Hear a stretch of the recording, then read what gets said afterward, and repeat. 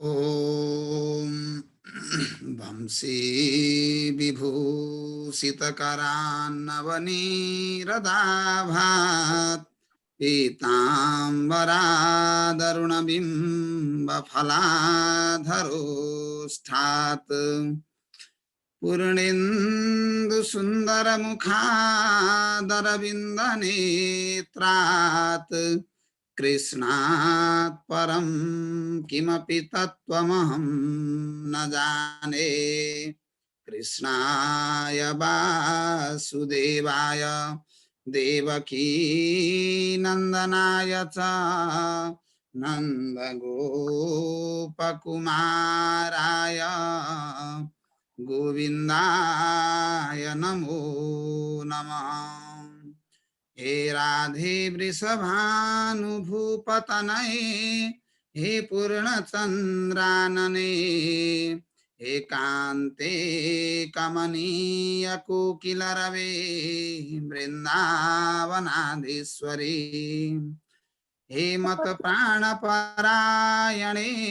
सरसिके हे सर्वयूथेश्वरी आगत्य त्वरितं प्रतप्तमनिशं मां दीनमानन्दय। पूर्णमदः पूर्णमिदं पूर्णात् पूर्णमुदच्यते पूर्णस्य पूर्णमादाय पूर्णमेवावशिष्यते।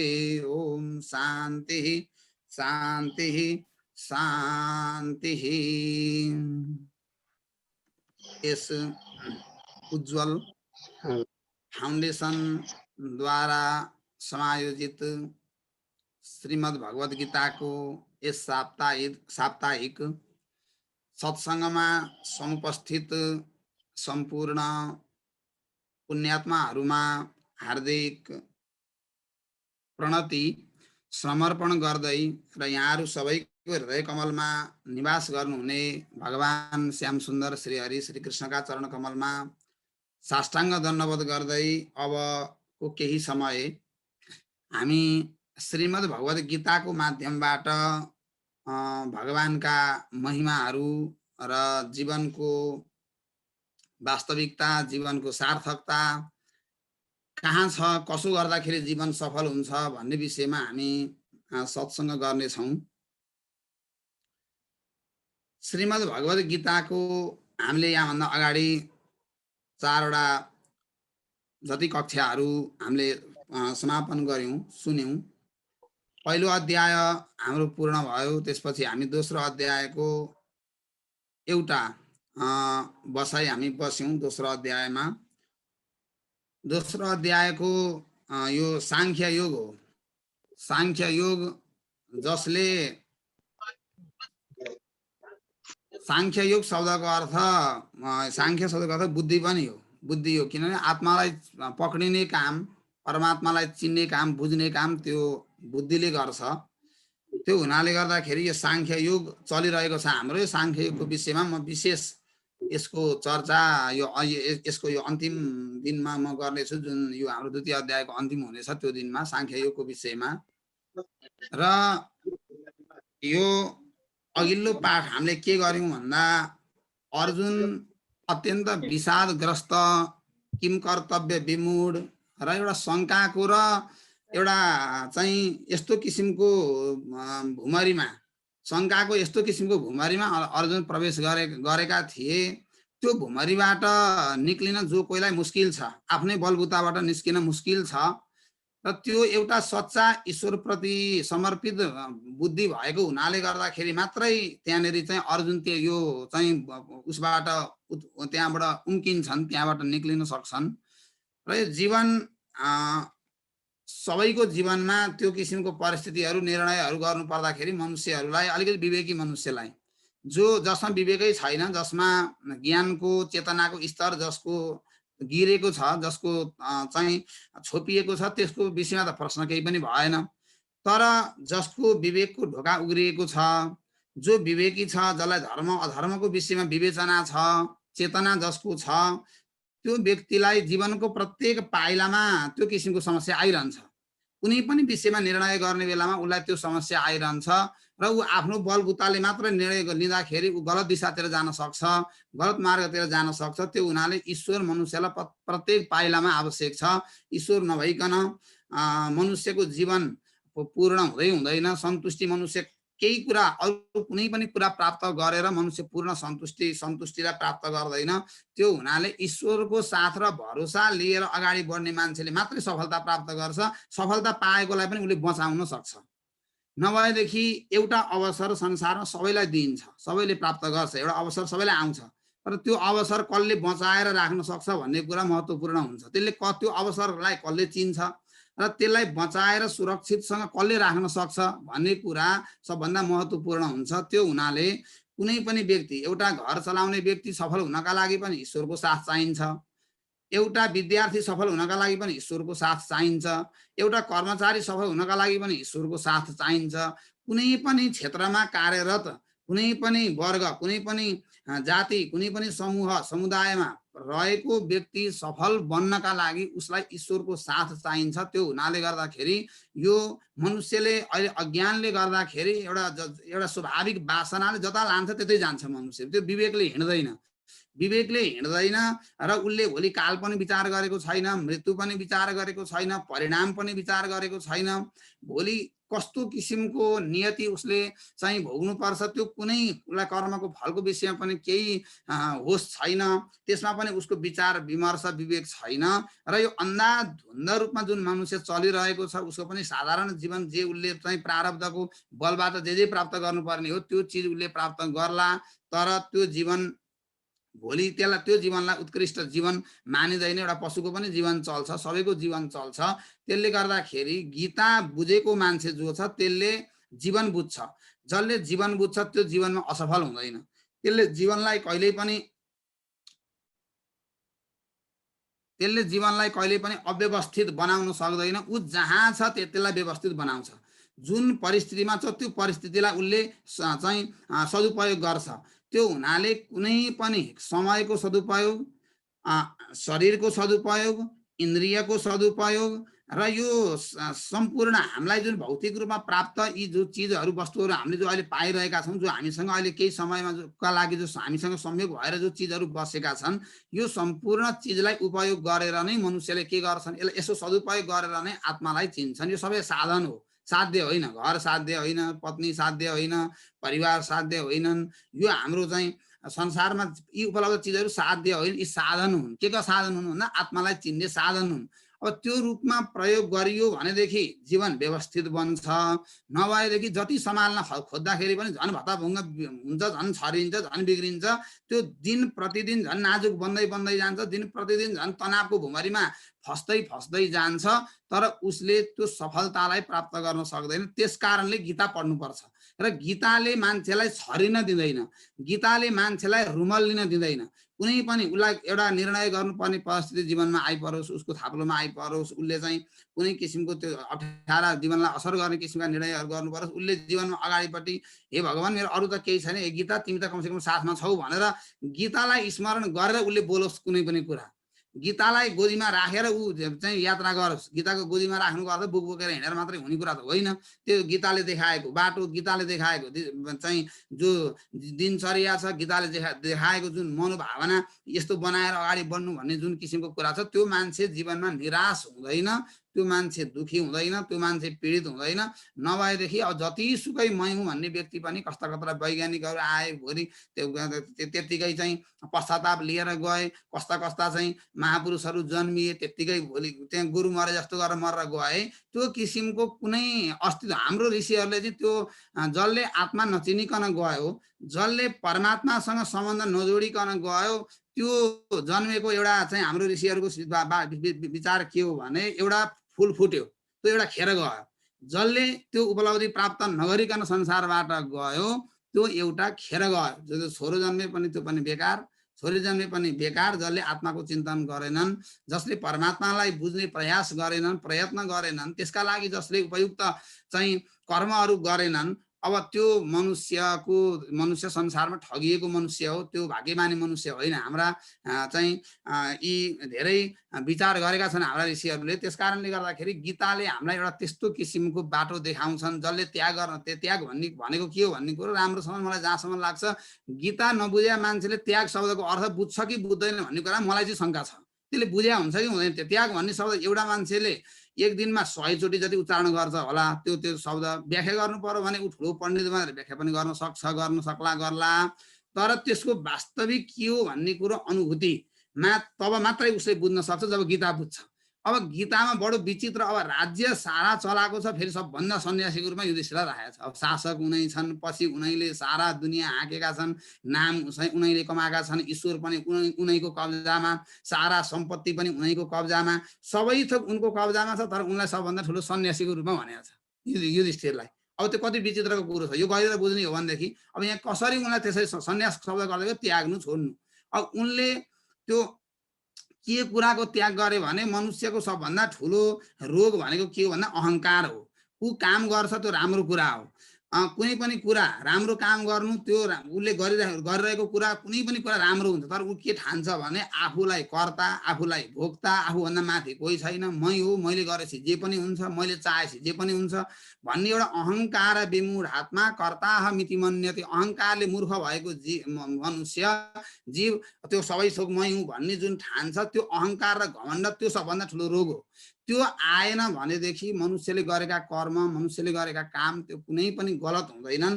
त्यो हुनाले सबैले आफूलाई प्रयास गर्ने, मैले पनि आफूलाई त्यही लाइनमा हिँडाउने प्रयास गर्ने हो। कतै म घमण्डी त भइरहेको छैन, अहङ्कारी त भइरहेको छैन, कतै म गलत बाटो त हिँडिरहेको छैन, कतै मैले गरेको कामले मेरो सन्ततिलाई, मेरो राष्ट्रलाई, मेरो समाजलाई केही फाइदा दिने खालको कर्म पनि गरिरहेको छु कि छैन भन्ने यो यावत कुरा यदि विचार नगरिकन मनुष्य चाहिँ अगाडि बढ्छ भनेदेखि त्यो मनुष्यले त्यो उत्कृष्ट जीवनको एउटा आनन्दलाई, त्यो जीवनको मजालाई, त्यो रसलाई उसले स्पर्श गर्न सक्दैन, उसले प्राप्त गर्न सक्दैन।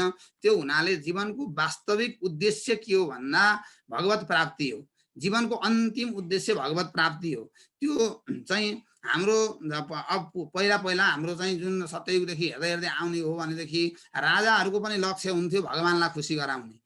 अब प्रजाहरूको पनि लक्ष्य हुन्थ्यो भगवानलाई खुसी गराउने। सबै जहाँ जहाँ छन् त्यहाँ त्यहाँबाट प्रयास गर्थे, त्यहाँ त्यहाँबाट आफ्नो स्वभाव अनुसार, आफ्नो गुण अनुसार, आफ्नो कर्म अनुसार भगवानलाई प्रसन्न गराउने सबैको उद्देश्य हुन्थ्यो र सबैको चाहिँ कल्याण पनि भएको थियो। त्यो भगवानलाई उद्देश्य बनाउने बित्तिकै मनुष्यले अरूको कल्याण गर्न, जसको जीवनमा उद्देश्य भगवान छैनन् भनेदेखि त्यसले दुनियाँलाई ठग्ने हो।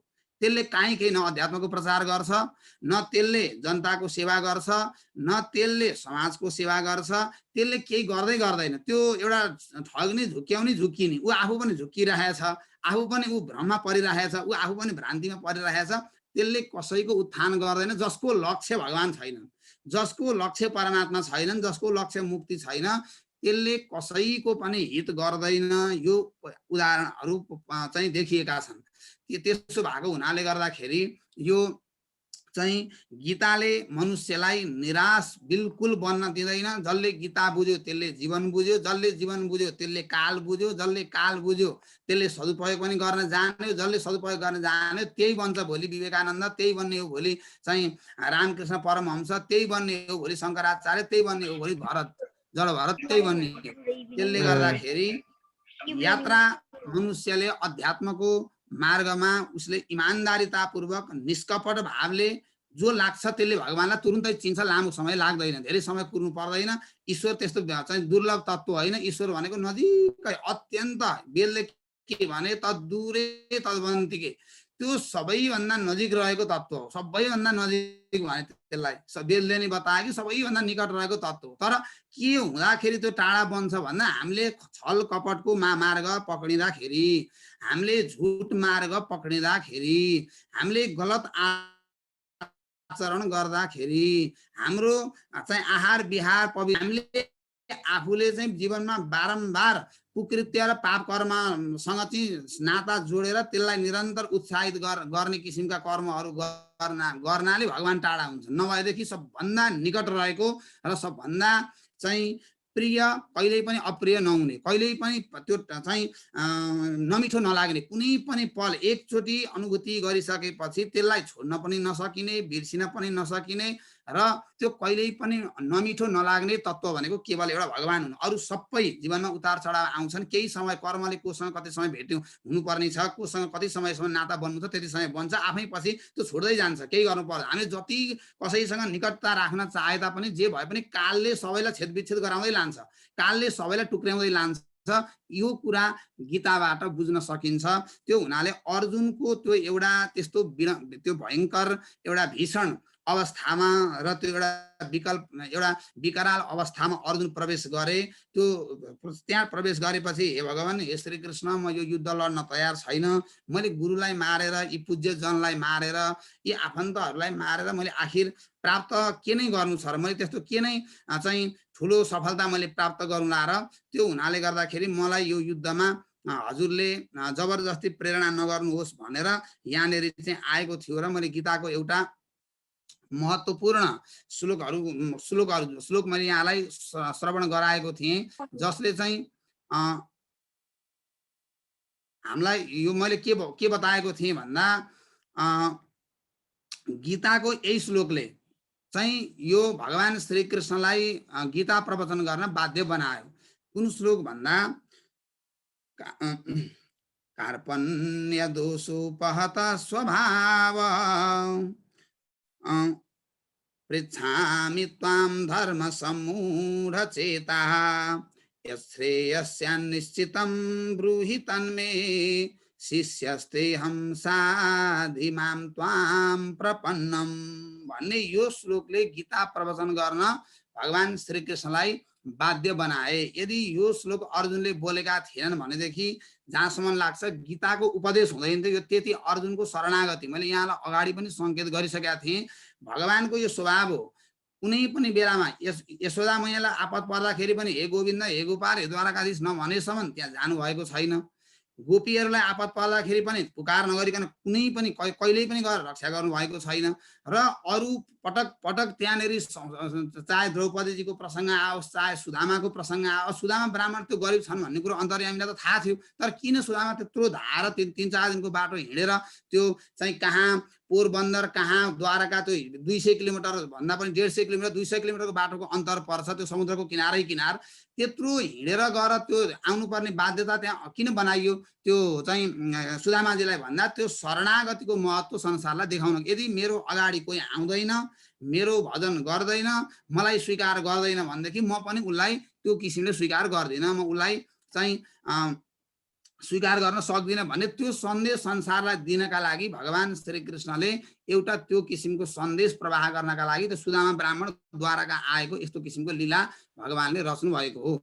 र यसरी चाहिँ यो श्लोकले एउटा के सङ्केत गर्छ भन्दा गीताको तात्पर्य ईश्वरको शरणमा जाऊ, समस्याको समाधान हुन्छ, समस्याको समाधान हुन्छ, ईश्वरको शरणमा जानुपर्छ भन्ने यो चाहिँ एउटा सन्देश गीताको यो श्लोकबाट हामीहरूलाई प्राप्त हुन्छ। त्यसकारणले हामीले अस्तिको श्लोकमा अर्जुनले अब मलाई यो चाहिँ भुमरीबाट, यो चाहिँ दुःखबाट, यो अप्ठ्यारोबाट मलाई कसैले पार लगाउन सक्छ भनेदेखि हे श्री कृष्ण हजुरले नै पार लगाउन सक्नुहुन्छ भनेर यो पवित्र भावनाले जब अर्जुन पूर्ण रूपमा यहाँनिर जुन यो मैले बनाएको छु यो शरणागतको यो यहाँ चित्र पनि किन यही राखे गीताको श्रीमद् भगवत गीता भन्दाखेरि यो चित्र यहाँनिर यसले ठुलो अर्थ राख्छ। यो चित्र यहाँ किन राखियो भन्दा यहाँ अर्जुनजी यसरी शरणमा परेको देखाइएको छ र मात्रै यथार्थ हृदयदेखि जो ईश्वरको शरणमा जान्छ त्यसले हर प्रश्नको उत्तर पाउँछ, त्यसले हर समस्याको समाधान पाउँछ, त्यसका इन्द्रियहरू स्थिर हुन्छन्,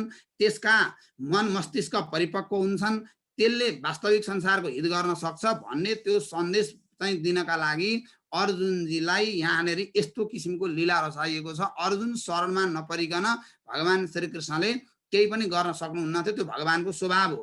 त्यो अब हामी त एउटा इच्छा राख्छौँ, हामीसँग आएको कमसेकम एउटा सानो कोही विद्यार्थी हामीसँग पढ्न आयो भने झुकोस्, मसँग मलाई प्रणाम गरोस्, नमस्कार गरोस्, मेरो केही सेवा गरोस् भन्ने एउटा सामान्य हाडमासुले बनेको एउटा शरीर, यो चाहिँ कति दिनसम्म रहने हो भन्ने पनि थाहा नभएको, कुन दिन कति बेला नष्ट हुन्छ थाहा नभएको यस्तो शरीर लिएर बसेका हामी त कत्रो अहङ्कार गर्छौँ, कत्रो घमण्ड गर्छौँ भने अब ईश्वरले त्यो गर्नु कुनै नाजायज कुरा होइन। त्यो हुनाले ईश्वरको एउटा पूर्वाग्रह के हुन्छ भने जीव मेरो शरणमा आओस्, मतिर फर्कियोस्, म उसको कल्याण गर्छु, त्यो ग्यारेन्टी ईश्वरको छ। त्यो हुनाले गर्दाखेरि चाहिँ यो अघिल्लो अध्यायमा हामीले गीताको यो मेन सार के थियो भन्दा अर्जुनको शरणागति, अर्जुन भगवानको शरणमा जानु, अर्जुनले शिष्यत्वको रूपमा आफूलाई चाहिँ वर्ण गर्नु, म शिष्य हुँ हजुरको, म माथि पूर्ण शिष्य शब्दको अर्थ हो जसलाई शासन गर्न सकिन्छ त्यो शिष्य हो, जसलाई भन्न सकिन्छ यसो गर त्यसो गर, पढ लेख, यतिखेर धेरै नसुत, धेरै मोबाइल नचला भनेर जसलाई भन्न सकिन्छ बोल्न सकिन्छ त्यो शिष्य हो। त्यो हुनाले अर्जुनले यतिखेर यहाँ म हजुरको शिष्य हुँ भनेको म पूर्ण हजुरद्वारा शासित हुन तयार छु, हजुरको सम्पूर्ण आज्ञालाई म चाहिँ धारण गर्न तयार छु, म मान्न तयार छु, त्यसैले हजुरले मलाई उपदेश गर्नुहोस् भनेर पूर्ण रूपमा शरण परिसकेपछि मात्रै गीताको प्रवचन प्रारम्भ भयो। र अब यो गीताको भगवानको चाहिँ उपदेश प्रारम्भ हुन्छन् यहाँबाट। अब सञ्जयले सुनाउँदैछन्, सञ्जयले सुनाए धृतराष्ट्रलाई, हे परन्तप भन्ने शब्द यहाँ आएको छ। यो परन्तप शब्दको अर्थ धृतराष्ट्रलाई सम्बोधन गरिएको हो। हे धृतराष्ट्र, हे राजन, हे परन्तप, एवं भनेको अर्जुनले माथि म युद्ध लड्दिनँ, म हजुरको शरणमा छु, यतिखेर मेरो दुईटा युद्ध लड्नमा कल्याण छ अथवा युद्ध नलड्नमा कल्याण छ, कुनमा मेरो फाइदा छ, के गर्दा मेरो हित केमा छ भन्ने कुरा हजुरले नै बताइदिनुहोस्, अनि त्यो अनुसार म चल्छु भनेर यसरी अर्जुनजीले यसरी चाहिँ ऋषिकेशम भनेको ऋषिकेश। अब यहाँ यो दुईटा शब्द विचार गर्नु पर्यो। शब्द आयो यो ऋषिकेश भनेको यहाँ कृष्णलाई भनेको, श्री कृष्णलाई। गुडाकेश शब्दको अर्थ अर्जुन, कर्ता पद हो यहाँको गुडाकेश, गुडाकेश शब्दको अर्थ कर्ता अर्जुन। ऋषिकेशम शब्दको अर्थ हो यहाँनिर भगवान श्री कृष्ण। अब ऋषिकेश शब्दको अर्थ विचार गर्दाखेरि अब यहाँनिरबाट नै एउटा के चाहिँ हामीले चाहिँ बुझ्न सक्छौँ भन्दा ऋषिकेशम भनेको जो सम्पूर्ण इन्द्रियहरूको स्वामी हो, मालिक हो, राजा हो, जो मनको राजा हो, जो बुद्धिको सञ्चालक हो, जो चाहिँ यी हाम्रा हातले अहिले जो चल्न सकिरहेका छन्, जो अहिले जिब्राले स्वाद दिन सकिरहेको छ, र त्यसपछि चाहिँ हाम्रो छालाले जुन थाहा पाउन सक्ने शक्ति जुन अहिले छालामा विद्यमान छ, र हाम्रो चाहिँ नाकले जुन सुन्न सक्ने शक्ति यतिखेर हामीमा छ, त्यो सबै शक्ति कहाँबाट, यसको स्रोत के हो, कहाँबाट आएको यो शक्ति, यो शक्तिको मालिक, यो शक्ति जसले चाहिँ प्रेषण गरिरहेको छ, जसले चाहिँ खटाइरहेको छ, दिइरहेको छ, त्यसको नाम हो ऋषिकेश। यो ऋषिकेश शब्दले यो कुरा बुझ्नुपर्ने। सञ्जयले यहाँनिर धृतराष्ट्रलाई एउटा यस्तो किसिमले चाहिँ त्यो तत्त्वको उपदेश गर्दैछन् कि जो इन्द्रिय चलाउनेवाला छ, मन चलाउनेवाला छ, शरीर चलाउनेवाला छ, यो सारा विश्व ब्रह्माण्डको जो सारथी छ, जो विश्व ब्रह्माण्डलाई जो हाँक्नेवाला चलाउनेवाला छ, जसको चाहिँ सत्ता नपाइकन एउटा दुवो पनि उम्रिन सक्दैन भनेदेखि त्यस्तो तत्त्वलाई चाहिँ अर्जुनले केही कुरा भनेर चाहिँ उनले एउटा कृष्णको महिमालाई त्यो चाहिँ धृतराष्ट्रलाई उनले सङ्केत गरिदिँदैछन् यहाँनिर। र अब त्यो यो ऋषिकेश शब्दको अर्थ ऋषिकाणाम ईश भनेको सम्पूर्ण इन्द्रियहरूका मालिक। हामीले कुनै पनि कुरा सोच्नभन्दा अगाडि भगवानलाई थाहा भइसकेको हुन्छ, बोल्नभन्दा अगाडि भगवानलाई थाहा भइसकेको हुन्छ। संसारमा सारा दुनियाँलाई ठग्न सकिन्छ, ऋषिकेशलाई ठग्न सकिँदैन। त्यो हुनाले गर्दाखेरि ऋषिकेश भनेको त्यो हो जो हृदयभित्र बस्छ, बोल्दैन, केही भन्दैन, यो गर पनि भन्दैन, त्यो गर पनि भन्दैन, गरेका राम्रा नराम्रा चिजको नोट चाहिँ गर्छ, टिपेर चाहिँ एक एक गरेर हिसाब चाहिँ राखेको छ, भित्र बसेर सबै हिसाब चाहिँ राख्छ।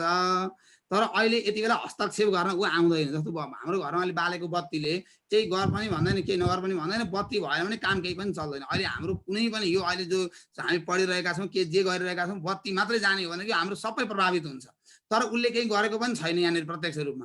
त्यसो भएको हुनाले गर्दाखेरि यहाँ ऋषिकेश शब्दले सम्पूर्ण इन्द्रियहरूका मालिक, यी सम्पूर्ण चाहिँ शरीर, मन, बुद्धि, अहङ्कार, यी सबैका मालिक, यी सबैभन्दा माथि रहेको त्यस्तो किसिमको तत्त्वलाई उक्त्वा भनेको भनेर यस प्रकारले अर्जुनले आफ्ना चाहिँ कुराहरू भनेर व्यक्त गरेर गुडाकेश। अब अर्जुनका लागि गुडाकेश शब्द, यहाँ गुडाकेश शब्दको अर्थ के हो भने जसले निद्रालाई पनि जितेको छ त्यसलाई भन्छ गुडाकेश। अब हाम्रो सामान्यतया कस्तो हो भने हामी 3-4 दिन 5 दिन मात्रै लगातार निद्राउन सकेनौँ भने पनि हाम्रो मस्तिष्क बिग्रिन सक्छ।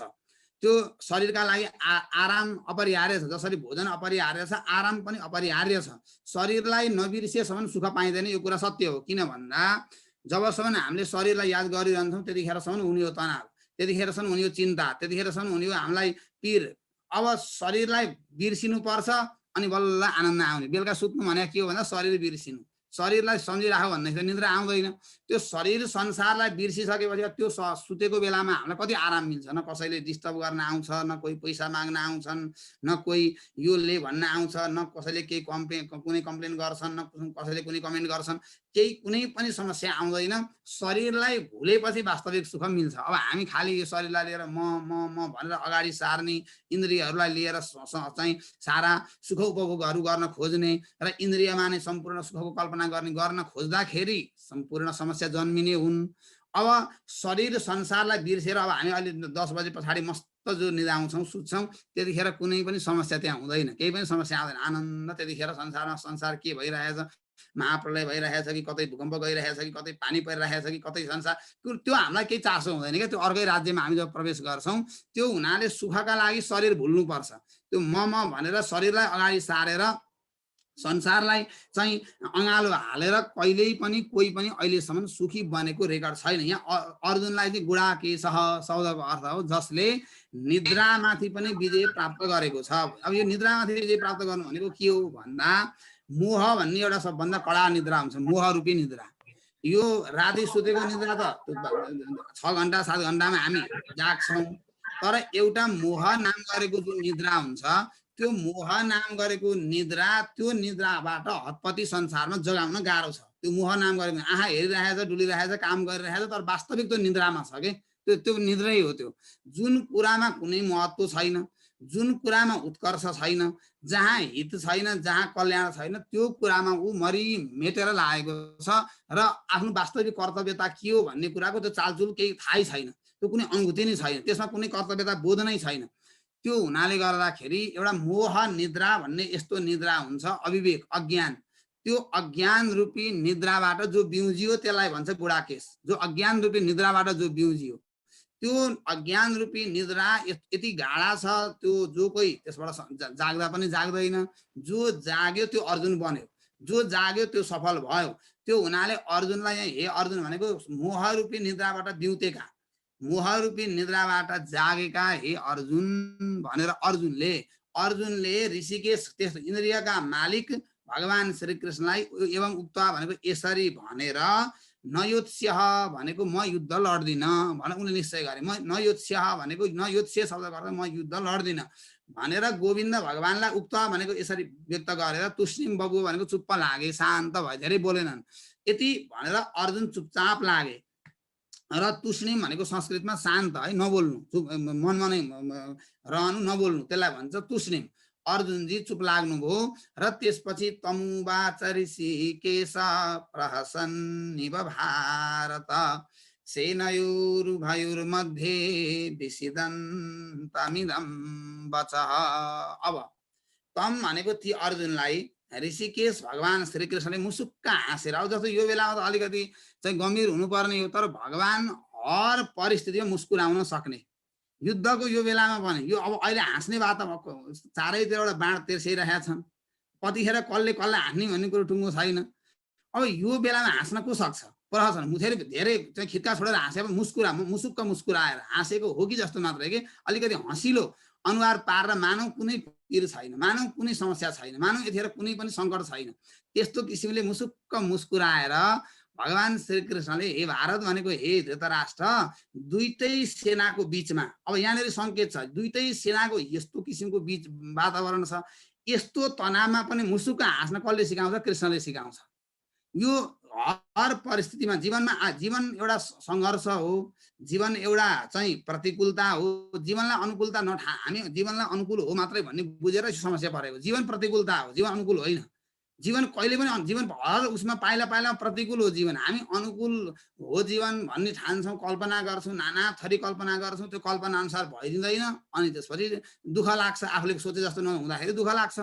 त्यो हुनाले गर्दाखेरि जीवन भनेको प्रतिकूल हो, प्रतिकूलता हो। त्यो प्रतिकूलतामा पनि मुसुक्क मुस्कुराउन, दुःखमा पनि मुस्कुराउन, सङ्कटमा पनि मुस्कुराउन त्यो कसले सिकाउँछ भन्दा त्यो कृष्णले सिकाउँछ। यहाँ प्रहसन मुसुक्क मुस्कुराएर दुईपट्टिको ती रिसले क्रोधले चाहिँ त्यो बलेका त्यस्तो किसिमका चाहिँ डरलाग्दा सेनाहरूको बिचमा विषिदन्त भएको खिन्न भएको त्यो अर्जुनको अगाडि आफूले मुस्कुराएपछि अर्जुनमा पनि एउटा ऊर्जा थपिन्छ कि एउटा साथी दुखी छ, उसले हाँसी हाँसी मिठो बोली वचनले उसलाई अलिकति साँच्चै चाहिँ उसको हित चिताएर केही बोल्दै भनेको त्यो मान्छेलाई ठुलो ऊर्जा मिल्छ। त्यो हुनाले विषिदन्त भनेको खिन्न भएका अर्जुनलाई इदम भनेको यो तलका कुराहरू बच भनेको बाणी जो छ, इदम बच यो बाणी चाहिँ उवाच भनेको भन्नुभयो भगवान श्रीकृष्णले बताउनु भयो भन्ने यसको यो चाहिँ सञ्जयले सुनाए धृतराष्ट्रलाई। यो श्लोकमा सञ्जयले एउटा घुमाउरो पारामा के गरे भने अर्जुनको प्रभावलाई पनि, अर्जुन भनेका चान्चुने कुरा मान्छे जीव होइनन्, हजुरले के ठान्नु भएको छ धृतराष्ट्र, ती त मुखबाट जागेका प्राणी हुन्, तिनलाई कुनै संसारको त्यो सामान्य प्रलोभनमा फस्ने प्राणी होइनन्, तिनले त सम्पूर्ण इन्द्रियहरूको चाहिँ यो वेगलाई उनले रोकेका छन्, उनी त्यहाँभन्दा माथि उठिसकेका छन् र उनी धेरै अध्यात्मको उच्च कक्षामा उनी प्रतिष्ठित छन्, त्यस्तो किसिमका अर्जुन छन्। अर्को ऋषिकेश भनेर सम्पूर्ण मन बुद्धिको सञ्चालकको रूपमा उनले यहाँ एउटा तत्त्वको पनि उपदेश सँगसँगै गरिरहेका छन्। यहाँ यो नाम हामीलाई देख्दाखेरि सिधै सामान्य श्लोक जस्तो देखिराखेको छ, जस्तो यहाँनिर ऋषिकेशै शब्द किन भन्नु पर्थ्यो, त्यता त्यता हजारौँ हजार नाम भएको त्यहाँ अर्को शब्द राखेको भयो नि त हुन्थ्यो, त्यही शब्द किन राख्नु पर्थ्यो, अर्जुनजीका कयौँ नामहरू छन्, यहाँ किन यही गुडाकेशै शब्द राख्नु पर्थ्यो, त्यो सञ्जयले भन्दा नि फेरि किन यहाँनिर आयो। जस्तो अब अर्जुनले सम्बोधन गर्दाखेरि भन्दा पनि सञ्जयले धृतराष्ट्रलाई बताउँदाखेरि किन यही नाममा सम्बोधन गरे भन्ने विषय यहाँ धेरै रहस्यमय छ र यहाँ धेरै दर्शन र गहिरो तत्त्व यहाँभित्र लुकेको छ।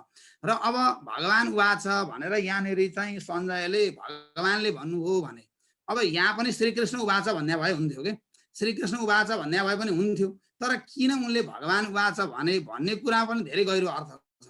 के छ यहाँको लुकेको अर्थ के छ भने भगवान कसलाई भनिन्छ, पहिला विचार गर्नुपर्ने कुरा यहाँ छ, भगवान भनिन्छ कसलाई। अब भगवान कसलाई भनिन्छ भने एउटा चाहिँ संस्कृतमा एउटा व्युत्पत्ति छ, भग शब्दको अर्थ हुन्छ के अरे ऐश्वर्यस्य समग्रस्य धर्मस्य यशस श्रेयः ज्ञान वैराग्यश्चैव षण्णाम भग इति रणा भनेर व्युत्पत्ति गरिएको छ महाभारतमा। भग शब्दको अर्थ भगवान शब्दको व्युत्पत्ति गरिएको छ।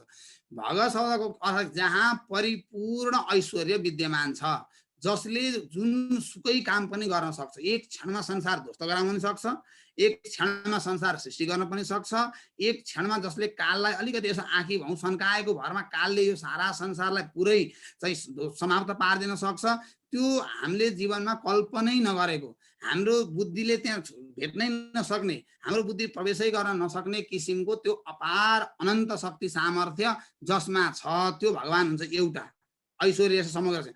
अब अर्को जहाँ परिपूर्ण धर्म जहाँ बसेका हुन्छन्, अब जहाँ धर्म बसेका हुन्छन् त्यहाँ विजय हुन्छ, त्यहाँ सुख हुन्छ, त्यहाँ शान्ति हुन्छ, त्यहाँ सबै चिज बसेका हुन्छ। त्यो हुनाले अब यहाँ भगवान वाच भन्नाले जहाँ परिपूर्ण ऐश्वर्य विद्यमान छन्, जहाँ परिपूर्ण रूपमा धर्म विराजमान छन्, जहाँ परिपूर्ण ज्ञान विराजमान छन्, जहाँ वैराग्य विराजमान छन्, जुन ठाउँमा नभएको कुरा ज्ञान वैराग्य ऐश्वर्य यो सारा चिज जसमा बसेका छन् त्यो हो कृष्ण। त्यस्ता कृष्णले भन्ने अर्थ सङ्केत गर्नका लागि यहाँ श्रीकृष्ण उवाच भन्दा त्यो अर्थ मिल्दैन थियो। त्यो हुनाले गर्दाखेरि यहाँ सञ्जयले श्री भगवान उवाच भनेर भगवानले यस्तो भन्नुभयो भनेर यहाँ श्री भगवान उवाच, यहाँ श्रीकृष्ण उवाच भन्नुपर्ने कुरो थियो। यहाँ ऋषिकेश उवाच, गोविन्द उवाच, गोपाल उवाच भन्ने भए पनि कुनै आपत्ति थिएन, हामीले बुझ्थ्यौँ।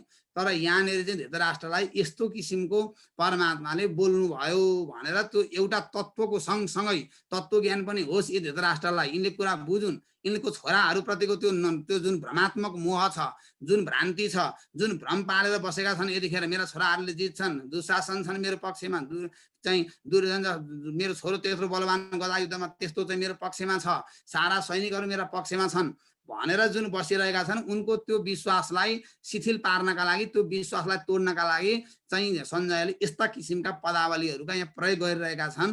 त्यो अर्थको गम्भीर अर्थको यहाँनिर सङ्केत श्री भगवान उवाच भन्ने शब्दले गर्छ। र यसरी अब भगवानको पहिलो वाक्य गीताको पहिलो यहाँबाट सुरु भयो, अशोच्यानन्न शुचस्त्वं प्रज्ञावादांश्च भाषसे गतासु न गतासुश्च नानुशोचन्ति पण्डिताः। अब अर्जुनजीलाई भगवानको पहिलो प्रहार, हे अर्जुन अशोच्यान अन्न शोचः त्वम, तिमी शोक गर्न अयोग्य, यतिखेर यो असोच्य हो, शोक गर्न योग्य छैन। शोक गर्न अयोग्य विषयलाई संसारमा अधिकांश मनुष्यहरू त्यो अनावश्यक कुराले नै पीडित भइरहेका हुन्छन्। सोच्नु नपर्ने कुरा सोचेर दुखी भइरहेका हुन्छन्। जुन कुराले वास्तवमा केही पीडा दिएकै छैन त्यो त्यत्तिकै चिन्तन गरेर दुखी भइरहेका छन्। त्यो त्यो त्यो कुरालाई सजिलैसँग निराकरण गर्न सकिन्छ। र पनि यहाँ भगवान के भन्नुहुन्छ, हे अर्जुन, अशोच्यान भनेको सोच्नु नपर्ने कुरा, शोक गर्न अयोग्य कुरामा तिमी यतिखेर अन्न सोच शोक गरिरहेका छौ। शोक गर्न अयोग्य कुरा जो छ त्यसमा शोक गरिरहेका छौ। यतिखेर तिमीले यो विषयमा शोक गर्नुपर्ने नै छैन।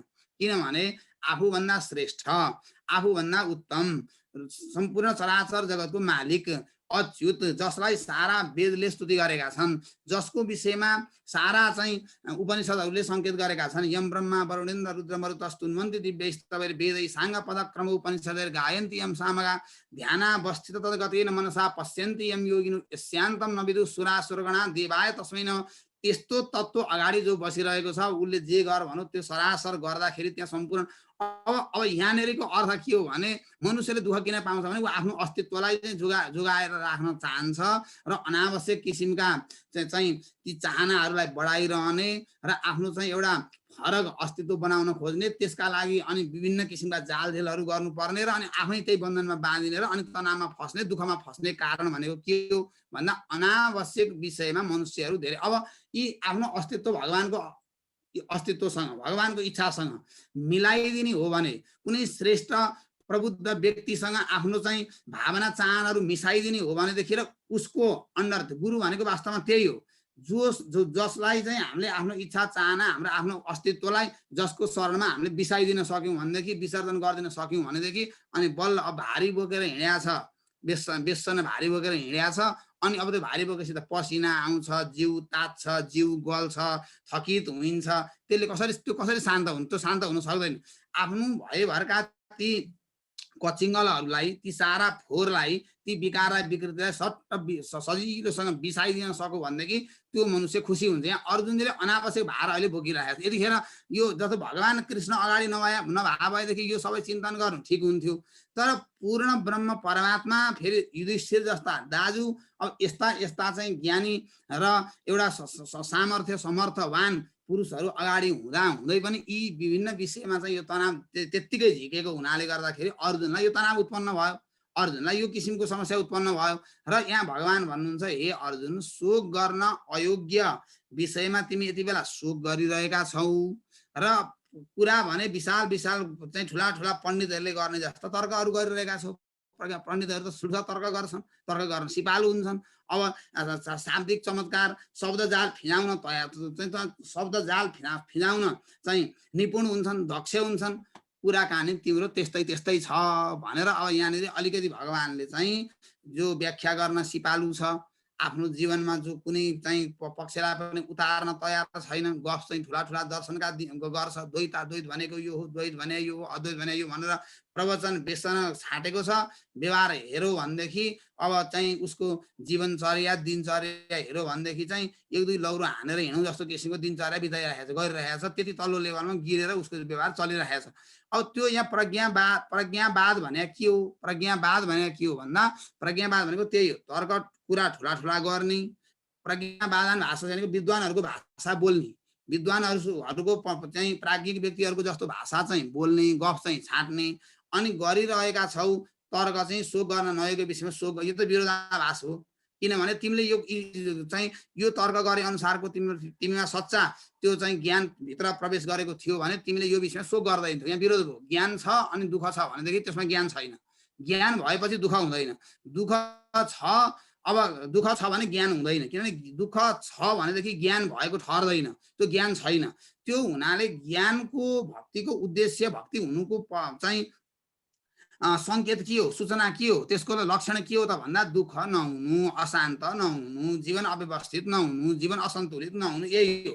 र अब यो जीवन चाहिँ अस्त व्यस्त छ, भद्रगोल छ, काहीँ केही समेट्न सकेका छैन, सङ्घेल्न सकेका छैन, सबै चाहिँ उसको जीवनमा काहीँ कतैबाट आनन्द र सन्तुष्टि चाहिँ प्राप्त गर्न सकेका छैन।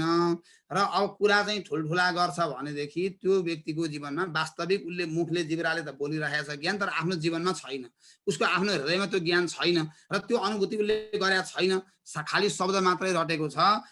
त्यो शब्द ज्ञानले केवल मान्छेले भुँडी चाहिँ भर्छ तर त्यसले मुक्ति दिँदैन, भुक्त है न त मुक्त है। त्यसले यसो पेट पाल्न सक्छ, केही मान्छेलाई झुक्क्याउन सक्छ, केही मान्छेलाई उसले चाहिँ प्रलोभनमा आकर्षित गर्न सक्ला, तर वास्तविक रूपमा उसले कुनै शान्ति पाउँछ न त्यो दिनेवालाले कुनै चाहिँ भोलि गौरव गर्ने ठाउँ हुन्छ। त्यो हुनाले गर्दाखेरि वास्तविक ज्ञानले संसारको भोक खोज्दैन, संसारका पदार्थहरू खोज्दैनन्, त्यसले चाहिँ ईश्वरको नै अनुभूति गर्छन्। त्यो हुनाले गर्दाखेरि यहाँ अर्जुनलाई प्रज्ञावाद तर्क भने यति ठुला ठुला पण्डितहरूले गर्ने तर्क गर्ने, एउटा विद्वानले गर्ने तर्क, एउटा प्राज्ञिक व्यक्तिले गर्ने तर्क तिमी गरिरहेका छौ, तर शोक चाहिँ एकदम सामान्य विषयमा तिमीले शोक अन्न सोच भने शोक गरिरहेका छौ।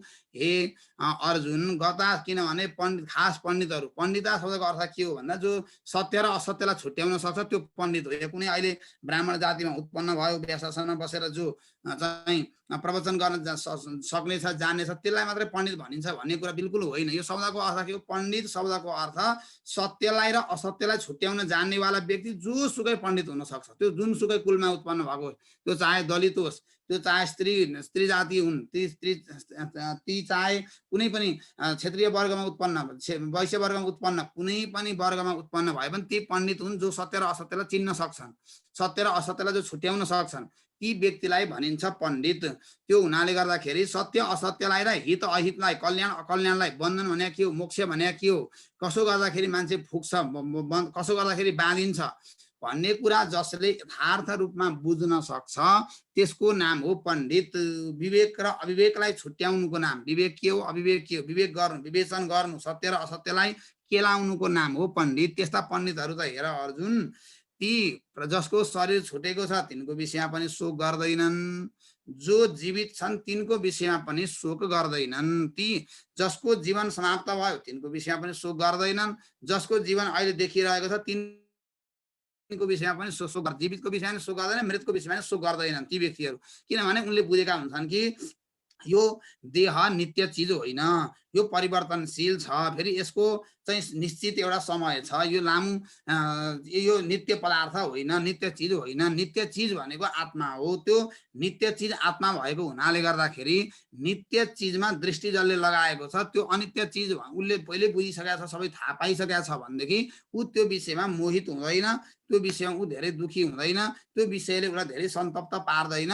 त्यो हुनाले गर्दाखेरि खास पण्डितको त भन्दा जो संसारमा जे जुन परिस्थिति आउँछ त्यो परिस्थितिसँग लड्छ, सामना गर्छ, ईश्वरको हृदयमा ईश्वरलाई राख्छ, ईश्वरलाई ऊ रथी बनाएर सारथी बनाएर अगाडि लगाउँछ र आफू पछि लाग्छ भनेदेखि त्यो व्यक्तिले कुन उद्देश्य उसलाई प्राप्त गर्नु छ, उसलाई जे उद्देश्य प्राप्त गर्नु छ त्यो उद्देश्य उसले सजिलोसँग सरलसँग र ऊ जुन क्षेत्रमा प्रवेश गर्छ त्यो क्षेत्रमा एउटा सुन्दर चाहिँ उसले सबैको सेवा पनि गर्न सक्छ र एउटा चाहिँ प्रतिष्ठित व्यक्तित्व पनि उसले निर्माण गर्न सक्छ र संसारमा उसले एउटा जिउनुको रसलाई पनि उसले प्राप्त गर्न सक्छ। त्यो हुनाले गर्दाखेरि वास्तविक पण्डित भनेका ती हुन् जो जीवित छन् उनको विषयमा पनि शोक गर्दैनन्, जो गएका छन् उनको गत असुन भनेको मृत, अगत असुन भनेको जसको सास गएको छैन भनेको जो अहिले शरीरमा जसको सास छ तिनको विषयमा पनि नअनुशोचन्ती भनेको पण्डितहरू त शोक गर्दैनन्, तर तिम्रो शोकले चाहिँ तिमीमा ज्ञान भएको सङ्केत गरिरहेको छैन, तिमीले त्यो ज्ञानको अनुभूति गरिरहेको सङ्केत गरेको छैन भन्ने यो सन्देश र यो भाव चाहिँ भगवान श्रीकृष्णले यहाँ अर्जुनलाई व्यक्त गर्नुभएको छ। र अब यहाँनिर अब हे अर्जुन, न त्वेवाहं जातु नासं न त्वं नेमे जनाधिपः न चैव न भविष्याम सर्वे वयमतः परम। धेरै महत्त्वपूर्ण श्लोक छ यो। हे अर्जुन, यो अहम भनेको म, जातु भनेको कहिल्यै पनि, न आसम भनेको थिइन भन्ने कुरा होइन। म कहिल्यै पनि, जातु शब्दको अर्थ हो कहिल्यै पनि, म कहिल्यै पनि थिइन, न आसम भनेको म नभएको पल कुनै पनि छैन।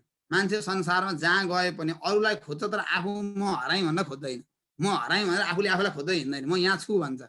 कोही चाहिँ असम इन्द्र चौकभित्र हराएछ भने पनि ऊ आफूले आफूलाई चाहिँ खोज्दैन, म यहाँ छु भनेर खोज्दैन।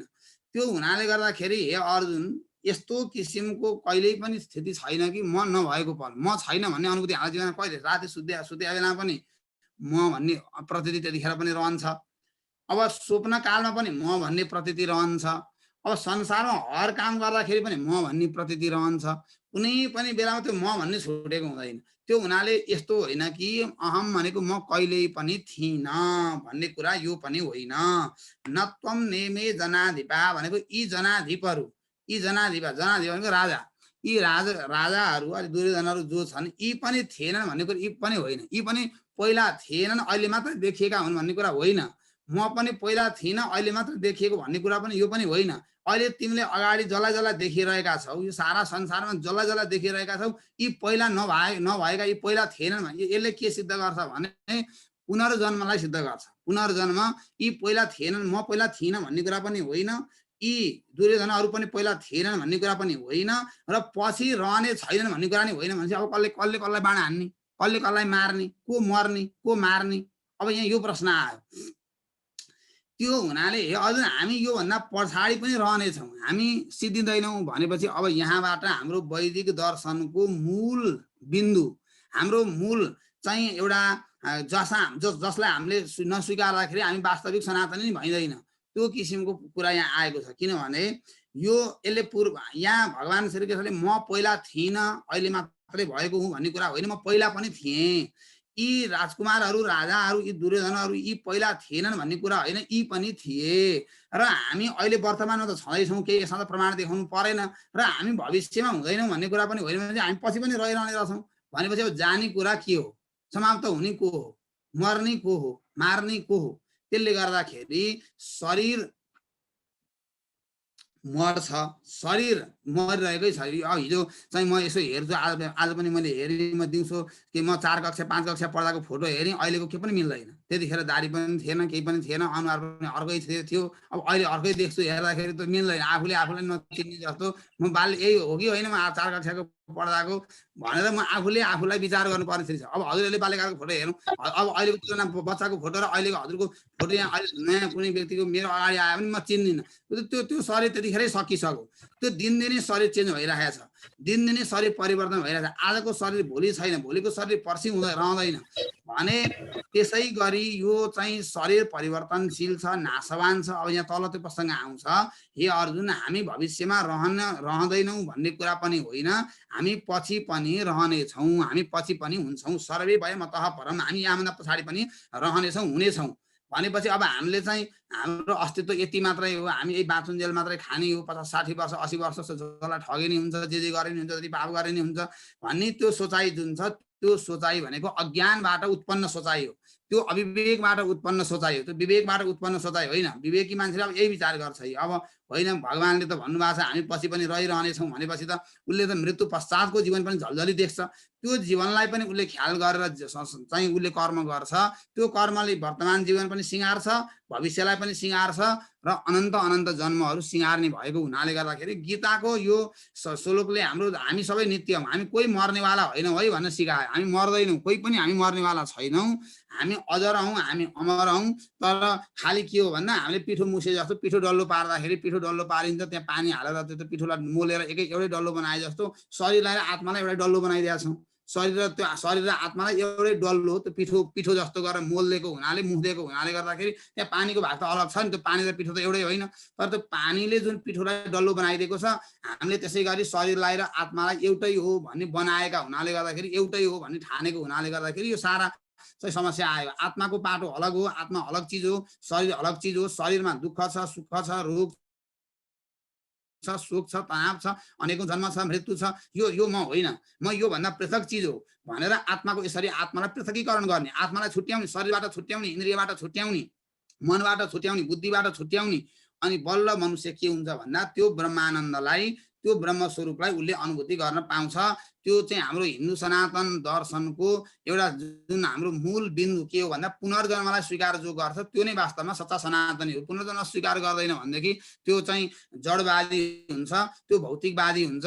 त्यसले चाहिँ त्यो चाहिँ व्यक्तिले कुनै पनि धर्मको उत्थान र त्यस्तो किसिमको दूरदर्शिता पनि उसले राख्न सक्छ, उसको सम्पूर्ण अवरुद्ध हुन्छ। अब यति छोटो 20 वर्षको जीवन देख्छ, यति समय मैले जे गर्ने हो भन्ने ठान्छ भनेदेखि अब त्यसले त्यति ठुलो त्यति लामो समयसम्म प्रभाव पर्ने काम, त्यति दूरदर्शी विचार, त्यो किसिमको चाहिँ कार्य उसले गर्न सक्दैन। त्यो हुनाले गर्दाखेरि यहाँनिर चाहिँ यो श्लोकले आत्माको अस्तित्वलाई सिद्ध गर्छ। आत्माको अस्तित्व यो श्लोकबाट सिद्ध हुन्छ र हामी चाहिँ नित्य जीवात्मा हौँ भन्ने कुरा यसले स्पष्ट पार्छ। अब अर्को श्लोकले चाहिँ दृष्टान्तको रूपमा अर्को श्लोक आएको छ। देहिनोस्मिन् यथा देहे कौमारं यौवनं जरा तथा देहान्तर प्राप्तिर् धीरस्तत्र न मुह्यति। अब हे अर्जुन, देहिनः भनेको यो सारा जीवात्माहरू शरीरमा जो प्रवेश गरेका छन् तिनलाई भनिन्छन् देही। शरीरभित्र प्रवेश गर्ने जति छन् तिनको नाम हो देही।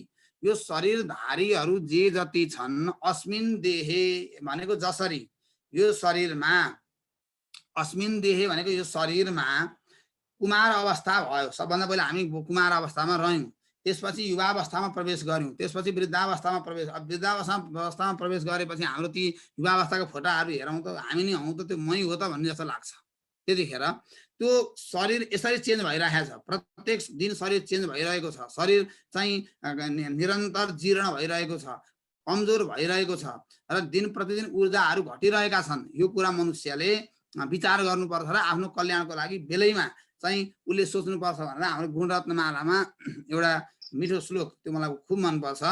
चङ्गा चित्त छँदै उमेर रहँदै पैसा छँदै हातमा व्याधिले नछुँदै र आयु रहँदै बरगत छँदै गाथमा आफ्नो श्रेय हुने पछि सुख हुने धन्दा छिने हाल है आग लागि घरमा भए पछि कुवा खन्दा हुने छैन है। पछि घरमा आगो लाग्यो अनि अब पानी निकालेर अनि अब घरको आगो निभाउन खोज्दाखेरि त्यो घर जलेर खरानी हुन्छ, पानी निकालेर ल्याइँदैन। त्यो हुनाले बेलैदेखि चाहिँ त्यो आत्माको चिन्तनमा लाग्नु भन्ने यसरी चाहिँ शरीरलाई अनित्य नदेखाएसम्म त्यो आत्माको चिन्तनमा मान्छे लाग्दैन। शरीर अनित्य छ, नाशवान छ, रोग छ, शोक छ, दुःख छ, पीडा छ, यसमा भनेपछि पो उसले आत्माको खोजी गर्छ। शरीरमा नै सर्वे सर्वाथोक देख्न खोज थालो भ्रम परो उसलाई भने अब उसले आत्माको चिन्तन गर्दैन। त्यो हुनाले यहाँ भगवानले शरीरको अनित्यता देखाएको किन? शरीरको निन्दा गरे होइन। यी अध्यात्मवादीहरू शरीरलाई मान्दैन, शरीरलाई गाली मात्रै गर्छन् भन्ने यो आरोप पनि लाग्छ। त्यो शरीरको गाली गरे होइन, यहाँ चाहिँ निषेध मुखबाट शरीर आधार हो, शरीर साधन हो, आत्मा साध्य हो। यो कुरा बुझ्नुपर्ने कुरा यहाँनिर, शरीर साधन हो, आत्मा साध्य हो। र चाहिँ यसरी यो शरीर प्रत्येक दिन परिवर्तनशील छ। हिजोको शरीर आज छैन, आजको शरीर भोलि छैन, हिजोको बाल्यावस्था आज छैन, अब वृद्धावस्थामा बाल्यावस्था छैन, यो एकै ठाउँमा भेट हुँदैन। त्यसै गरी अब देहान्तर प्राप्ति भनेको यो जीवात्माले अर्को शरीरलाई प्राप्ति गर्छ। अब एउटा शरीर छोडेर मान्छेले थोत्रो कपडा फ्याँकेर नयाँ कपडा लगायो भने अब दुखी हुन्छ कि हाँस्ने? त्यहाँनिर अब त्यो त हाँस्ने कुरो हो। खास मृत्युलाई पनि हाँसो बनाइदिनु यो भगवान श्री कृष्णको उद्देश्य हो। मृत्युलाई मान्छे ठुलो पीडाको रूपमा, शोकको रूपमा लिने गर्छन्, तर मृत्यु भनेको अब के रूपमा कस्तो बनाइदिनु भयो यहाँ भगवानले भने, हे अर्जुन, मृत्यु भनेको नयाँ कपडा, पुरानो कपडा फ्याँकेर नयाँ कपडा लाउनु, धारण गर्नुको नाम हो मृत्यु। एउटा शरीर त्यागे, एउटा काम नलाग्ने भएपछि यो जीर्ण भएको उसको भोग गर्ने इच्छा छ, कति कति चाहना बोकेर बसेको छ, कति कुण्ठा बोकेर बसेको छ, वासनाको पोको बोकेर हिँडेको छ। अब शरीर काम नलाग्ने भयो, त्यो शरीरले केही गर्न दिँदैन। अब खाने इच्छा होला उसलाई, चाहिँ अनेकौं थरी भोजनको इच्छा होला। अब शरीरमा दम लागेको छ, उता प्रेसर छ, उता चाहिँ सुगर छ, अनेकौं रोगहरू लागेका छन्। अब उसलाई त्यो पनि खान भएन, रोगले गर्दाखेरि त्यो सबै कुराबाट वञ्चित छ। अब उसको भोग्ने इच्छा त छ, त्यो वासना त छ भित्र, र अब उसको चाहिँ जननेन्द्रिय स्थिर छैन। अब ऊ अनेकौं किसिमका चाहिँ इन्द्रियजन्य भोगहरूबाट रूप रस गन्ध स्पर्श यी सबै भोगहरू चाहिँ ऊ अनुभूति गर्न चाहन्छ, तर शरीरले साथ दिएन भने भोग हुँदैन। त्यसले गर्दाखेरि अब त्यो शरीर काम नलाग्ने भएपछि के गर्छ भन्दा यो शरीरले अर्को शरीर धारण गर्छ, कर्म अनुसारको उसको राम्रो कर्म भयो उत्कृष्ट शरीरमा जाला, अरू गलत कर्म छ भने त्यस्तै किसिमको निकृष्ट शरीरमा जान्छ। र एउटा शरीर देहान्तर भनेको अर्को शरीर, देह भनेको शरीर, अन्तर भनेको अर्को शरीरलाई प्राप्ति गर्नुको नाम हो मृत्यु। अब यसमा धीर व्यक्ति त किन मोहित हुन्छ, किन डराउँछ? डराउँदैन, धीर व्यक्ति डराउँदैन। यो एउटा जादु हो, भगवानको संसार एउटा जादु हो। अब जादु यो भगवानले देखाएको जादुमा को मोहित हुन्छ भन्दा जादु हेर्नेलाई थाहै हुन्छ। त्यो जादु हेर्दाखेरि त्यो जादुलाई एउटा मात्रै जादुगर हो भने उसले जादु देखाउन सक्दैन। त्यो जादुगरलाई त्यहाँ सहयोगी चाहिन्छ, त्यो 4-5 जना उसका सहयोगीहरू हुन्छन् अनि मात्रै उसले जादु देखाउन सक्छ। एक्लै ऊ मात्रै ठिङ्ग भयो भने उसले जादु देखाउन सक्दैन। अनि उसले उसका सहायकहरू हुन्छन्, त्यहाँ उसका सहायकहरू हुन्छन्। ती सहायकहरूले चाहिँ अब त्यो जादुले गर्ने के गर्छ भन्दा बेल्ट समाएको छ, सर्प बनाएर देखाइदिएको छ। अब उसले चाहिँ त्यहाँनेरि एउटा यताबाट छोरी रोपेर उता निकालिदिएको छ, आन्द्रा भुँडी निकालिदिएको छ, मुटु कलेजो निकालेर देखाइदिएको छ। अब त्यत्रा सारा गतिविधिहरूले त्यहाँ गराइरहेको छ, तर त्यो उसलाई सहायता गर्ने जुन अर्को साथी त्यहाँ उसको हुन्छ, त्यो साथी कहिले पनि मोहित हुँदैन। यो यथार्थ होइन भने उसले बुझ्छ। अब त्यो को झुकिन्छ भन्दा जो कहिले पनि देखेको छैन जादु भनेको के हो थाहै छैन, जो अहिले पहिलोपटक नयाँ हेर्न गएको छ, ऊ चाहिँ आनन्द लिएर 2 घन्टा कटाउँछ, खल्तीमा भएको अलि पैसा सैसा के छ त्यो जिम्मा लाउँछ, ऊ मोहित हुन्छ। तर त्यो उसको सहायता गर्नेवाला मोहित हुँदैन। त्यसै गरी धीर भनेको यहाँ भगवानको भक्त, भगवानको शरणमा परेको, ज्ञानलाई प्राप्त गरेको त्यो व्यक्ति पनि मृत्युसँग मोहित हुँदैन, डराउँदैन। किनभने उसले बुझ्छ, उसलाई सबै थाहा हुन्छ, उसलाई यथार्थ के उसले जानेको हुन्छ। त्यसले गर्दाखेरि ऊ कालसँग पनि भयभीत हुँदैन, डराउँदैन, मृत्युसँग पनि डराउँदैन, मोहित हुँदैन र त्यसमा ऊ विचलित हुँदैन, त्यसमा ऊ स्थिर भएर रहन्छ।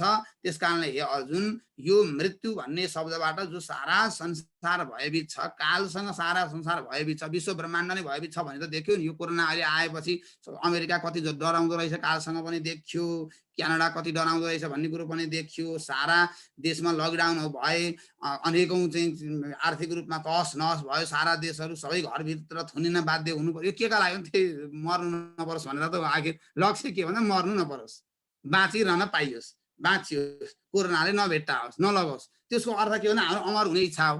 त्यो अमरताका लागि मनुष्य जुन चाहना गरिराखेका छन् तीव्र रूपमा, त्यसका लागि मनुष्यले गीता बुझ्नुपर्छ। देहान्तरः प्राप्ति, मृत्यु भनेको त्यस्तो चिज हो। र अगाडि नै आफ्नो अस्तित्वको विषयमा बताइदिइसक्नु भएको हुनाले गर्दाखेरि धीर व्यक्ति चाहिँ त्यसबाट विचलित हुँदैन। जन्म मृत्युबाट धीर व्यक्ति कहिल्यै पनि विचलित हुँदैन। हे अर्जुन, यो संसारमा अब संसारको वास्तविकता के हो, कस्तो छ? मात्रा स्पर्शास्तु भनेको इन्द्रिय र विषयको जुन संयोगबाट उत्पन्न हुँदाखेरि, इन्द्रिय र विषय मिल्दाखेरि, संयोग हुँदाखेरि संसारको भोग हामी चाहन्छौँ भने यो कुरा सहन तयार हुनु पर्यो। के सहन तयार? यदि संसारको भोग चाहिएको छ, हामीलाई भगवान चाहिएको छैन, मुक्ति चाहिएको छैन, हामीलाई यही चाहिँ संसारकै भोग पदार्थहरू चाहिएको छन्, हामी यही संसारमा नै रुमल लिन चाहन्छौँ, हामीलाई यहीँका चाहिँ पदार्थहरू नै प्यारो छ भनेर संसारलाई प्रेम गर्न चाहनेवाला मनुष्यले यो कुरा सहन तयार हुनु पर्यो। पहिला के भन्दा चिसो, तातो, घाम, पानी, गर्मी, कहिले 48 डिग्रीको सहनु पर्छ, कहिले 45 डिग्रीको सहन तयार हुनु पर्यो, कहिले जाडोले 1 महिनासम्म घाम नलागे पनि सहन तयार हुनु पर्यो। र कि सुख कि दुःख, कि रोग कि शोक, जन्म मृत्यु, यी सबै कुरा म स्वीकार गर्छु। अनि बल्ल यति कुरा बुझिसकेपछि बल्ल संसारतिर फर्केर अनि यो संसारमा लागेको मान्छेले यी चिज प्राप्त गर्छ। संसारमा जो मनुष्य म विषयको भोग गर्छु भन्छ, उसको पछाडि आउने दोषहरू के हो त्यो ज्ञान हुनु पर्यो।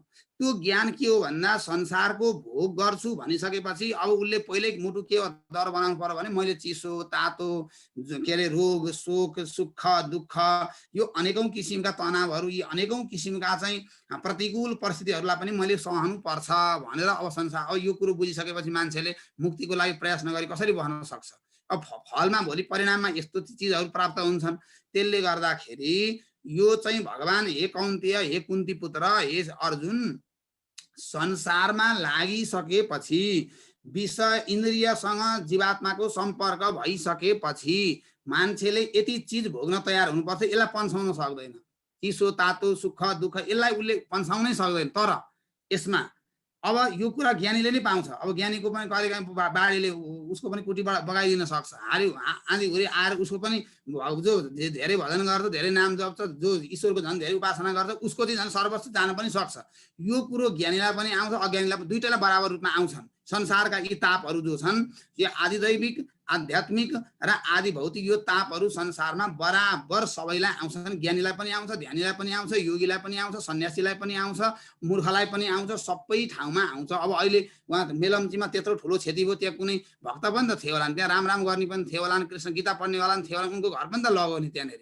त्यसले गर्दाखेरि यो संसारमा आउने के हो भन्दा यो संसारको नित्य स्वभाव हो, यो आउँछन्। तर भगवानले के भन्नुभयो भने यो चाहिँ आउँछन्, आउनेवाला छन्, तर चाँडै जान्छन्, बसिरहँदैनन्। दुःख पनि नित्य कसैको जीवनमा बसिरहँदैन, टिकिरहँदैन।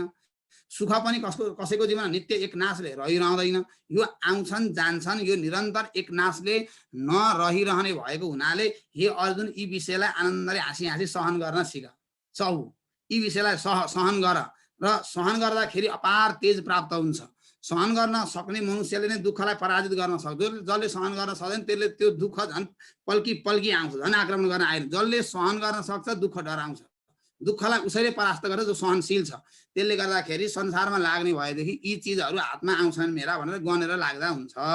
सुख स्थान सहस्राणी भय स्थान शतानि च दिवसे दिवसे मूढम आविसन्ति न पण्डिता भनेर यसरी नीतिकारहरूले पनि यो कुरालाई बताएका छन्। र अब हे अर्जुन, जसलाई सुख दुःख हानि लाभ जय विजय र चाहिँ फाइदा बेफाइदा यी सबै कुराहरूले जसलाई व्यथित गराउँदैनन्, को जो निन्दा गर्दाखेरि फेरि अनुहार कालो निलो हुन्छ, कालो बादल आकाशमा कालो बादल लाग्दाखेरि सूर्य भगवान जसरी ढाकिन्छन्, अलिकति कसैले निन्दा गरिदियो भनेदेखि उसको अनुहार कालो निलो कालो बादल लागे जस्तो हुन्छ। कसैले अलिकति दुई शब्द हजुर जस्तो मान्छे त कहाँ पाउनु, हजुर जस्तो लक्षणको मान्छे, हजुर जस्तो चाहिँ ज्ञानी मान्छे ध्यानी मान्छे यो धरतीमा खोजेर अन्त कहाँ पाउनु भनिदियो भनेदेखि उसको अब अनुहारमा अब सूर्य चम्के जस्तो, सूर्यको ज्योति चम्के जस्तो उसको चम्किन्छ। अब यो यस्तो किसिमको निन्दा प्रशंसामा जो समभावले रहन सक्दैन। सुखमा जो चाहिँ जो आफ्नो ठाउँ छोड्छ त्यो दुःखमा पनि लल्याक लुलुक हुन्छ। त्यसले गर्दाखेरि भगवानले के सिकाउँदैन, सुख दुःख हानि लाभ निन्दा प्रशंसा यो संसारमा आइरहन्छन् गइरहन्छन्, नित्य बसिरहँदैन। यसको पछि नपर, यसको पछि नपरिकन आफ्नो उद्देश्यमा निरन्तर चाहिँ सुदृढ भावले अध्यात्म भावले र ईश्वरको सहायता लिएर अगाडि बढ। यो चिजलाई सहन गर हे पुरुषहरूमा श्रेष्ठ। यो चिजलाई सहन गर्नलाई चाहन्छु नै पुरुष भनिँदैन, यसलाई पुरुषहरूमा श्रेष्ठ भने हे पुरुषहरूमा श्रेष्ठ जुन पुरुषले चाहिँ यो किसिमको सुख दुःखलाई जो सहन गर्छ, सुख दुःखलाई जसले बराबर बनाउँछ, जो एक नाशको स्वभाव छ। कसैको स्वभावमा अब बिहान फोन गरौँ खुसी भएर बोल्या छ, फेरि बेलुकातिर फोन गरेर झर्को फर्को गर्छ, त्यो किन भन्ने थाहै छ। स्वभावमा त्यो विचलन के एक नाशै छैन। त्यो एक नाशको स्वभाव जीवनमा बिहान जस्तो थियो दिउँसो उस्तै, दिउँसो जस्तो छ बेलुका उस्तै, बेलुका जस्तो छ फेरि भोलिपल्ट पनि एक नाशले त्यसरी रहन सक्ने मान्छे ज्ञानी हो। त्यसरी रहन सक्ने मान्छे भगवानको भक्त हो, त्यो अर्जुन हो। त्यसले गर्दाखेरि जो धीर व्यक्तिले सुख दुःखलाई समान बनाएर अगाडि बढ्न सक्छ त्यसले अमृत तत्त्वलाई भनेको मोक्षलाई प्राप्त गर्छ, शान्ति प्राप्त गर्छ। अमृतलाई, मोक्षलाई, त्यो शान्तिलाई, त्यो चिरस्थायी सुखलाई, त्यो आनन्दलाई उसैले प्राप्त गर्छ भन्ने यिनै परम पावन प्रसङ्गहरूसँगै आजको समय निर्धारित समय सकिएको हुनाले गर्दाखेरि मैले यही समर्पण गरेँ आजको। श्री कृष्णार्पणमस्तु। र अन्तिममा एउटा म श्लोक चाहिँ यहाँलाई श्रवण गराउँछु, हाम्रो चाहिँ लेखनाथ पौडेलको, असाध्यै मलाई मनपर्छ। आत्मा ज्योति छ जो अखण्ड भरिलो भित्री हृदय आकाशमा लागेको छ भितरका बादल ठुलो त्यो ज्योतिका पासमा, जो त्यो बादल युक्तिका पवनले विस्तार पन्छाउला नित्यानन्द अनन्त शान्ति सुखको माधुर्य त्यही पाउला। हस्लाई यति भन्दै अब यहाँहरूको केही जिज्ञासाहरू छन् भनेदेखि, यहाँहरूको केही भनाइहरू छन् भनेदेखि अब यहाँहरूको सुन्ने चाहिँ पालो आएको छ। र यहाँ चाहिँ मैले आज धेरै विद्वान व्यक्तिहरू देखिरहेको छु। हाम्रो वसन्त खनालजीलाई पनि देखिरहेको छु, उहाँ एकदम विद्वान व्यक्ति हुनुहुन्छ। बिन्दु केसी पनि आउनु भएको छ, राष्ट्रवादी केन्द्र नेपालको धार्मिक विभागको प्रमुख, उहाँले पनि धेरै राम्रा कामहरू गरिरहनु भएको छ। र मैले अरू पनि धेरै देखिरहेको छु। यहाँलाई आफ्नो केही विचार भनाइहरू भएदेखि राखिदिनका लागि जिज्ञासाहरू भए पनि राखिदिनु होला। उज्जवल सर हजुरले नै अब सम्बोधन गर्नु होला। हजुर, यहाँहरू सबैलाई स्वागत। सबैभन्दा पहिला त देवराज गुरुलाई धेरै धेरै धन्यवाद। आज हामीले अत्यन्त अत्यन्त मधुर सुमधुर तवरबाट गीताको श्रवण गऱ्यौँ। वास्तवमा मलाई चाहिँ त यो समय काटेको थाहै भएन। अझै हजुरले समय चाहिँ सकियो भनेपछि पो मैले घडी हेर्न भ्याएँ। यति मिठोसँग चाहिँ नि हामीलाई श्रवण गराइदिनु भयो। हजुरलाई धेरै धेरै धन्यवाद। मलाई लाग्छ हामीहरू सबैजनाले गुरुदेवको मुखारविन्दबाट निस्केका शब्दहरू गीताका सम्बन्धमा हामीले श्रवण गऱ्यौँ र म अब यहाँ उपस्थित महानुभावहरूलाई यसमा लागेको जिज्ञासा, थप्न मन लागेको कुरा हैन केही चिज छन् भनेदेखि अनम्युट गरेर हात उठाएर चाहिँ कुरा गर्नु होला, आफ्नो कुराहरू राख्नु होला। हस् दिल्ली गुरु, हजुरले अनम्युट गर्नुभयो। हजुर यहाँ कोही पनि बोलेको देखिन, अनि यसो केही राख्नु हजुर भनेर हस् मात्रै हो। हस् हजुर केही राख्दा राम्रै हुन्छ। जस्तो गुरुले अत्यन्त मिठो र गहन रूपमा गीता बुझाउनु भयो र यो बुझ्नु पनि ठुलो कुरा हो।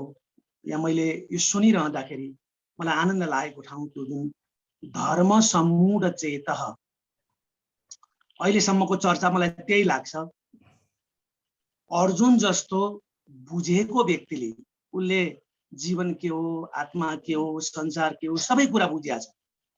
तर ती सबै कुरा बुझ्दा पनि अच्युत र अच्युत भन्दा बाहिरको चिजमा के फरक छ त भन्ने कुरा चाहिँ यो अध्यायले स्पष्ट पारेको मैले अनुभव गरेँ। गुरुले भनिरहँदाखेरि एउटा अच्युत छ, त्योभन्दा बाहेक अरू त अच्युत छैनन्। त्यही कारण चाहिँ धर्म सम्मूढ चेतः आएको होला जस्तो मलाई लाग्यो।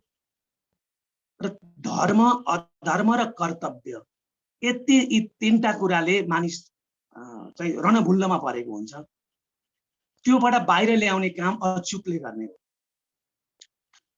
त्यसैले मनुष्यलाई धर्म, अधर्म र कर्तव्य, यदि मानिसले कर्तव्य बिर्स्यो भने, कर्तव्य गरेन भने त्यो मृत्यु अनि शाश्वतता ती आफ्ना प्रक्रियाहरू छन्। तर त्यो प्रक्रियाहरू भन्दा मनुष्यले चाहिँ नि कर्तव्यलाई कहिले पनि भुल्नु हुँदैन। आफ्नै अगाडि उसले बुवा आमालाई देखेर नै यो विषाद आयो, म गुरुको भनाइ अनुसार सही कुरा हो। तर यिनीहरू त हिजो पनि थिए, आज पनि छन्, भोलि पनि हुन्छन्। यो त एउटा प्रक्रिया हो। तर तिम्रो चाहिँ कर्तव्य के हो त, तिमीले गर्नुपर्ने चाहिँ कुरा के हो त भन्ने कुरा त्यो भित्रबाट त्यो सलाई कोरेर बत्ती बाले जस्तो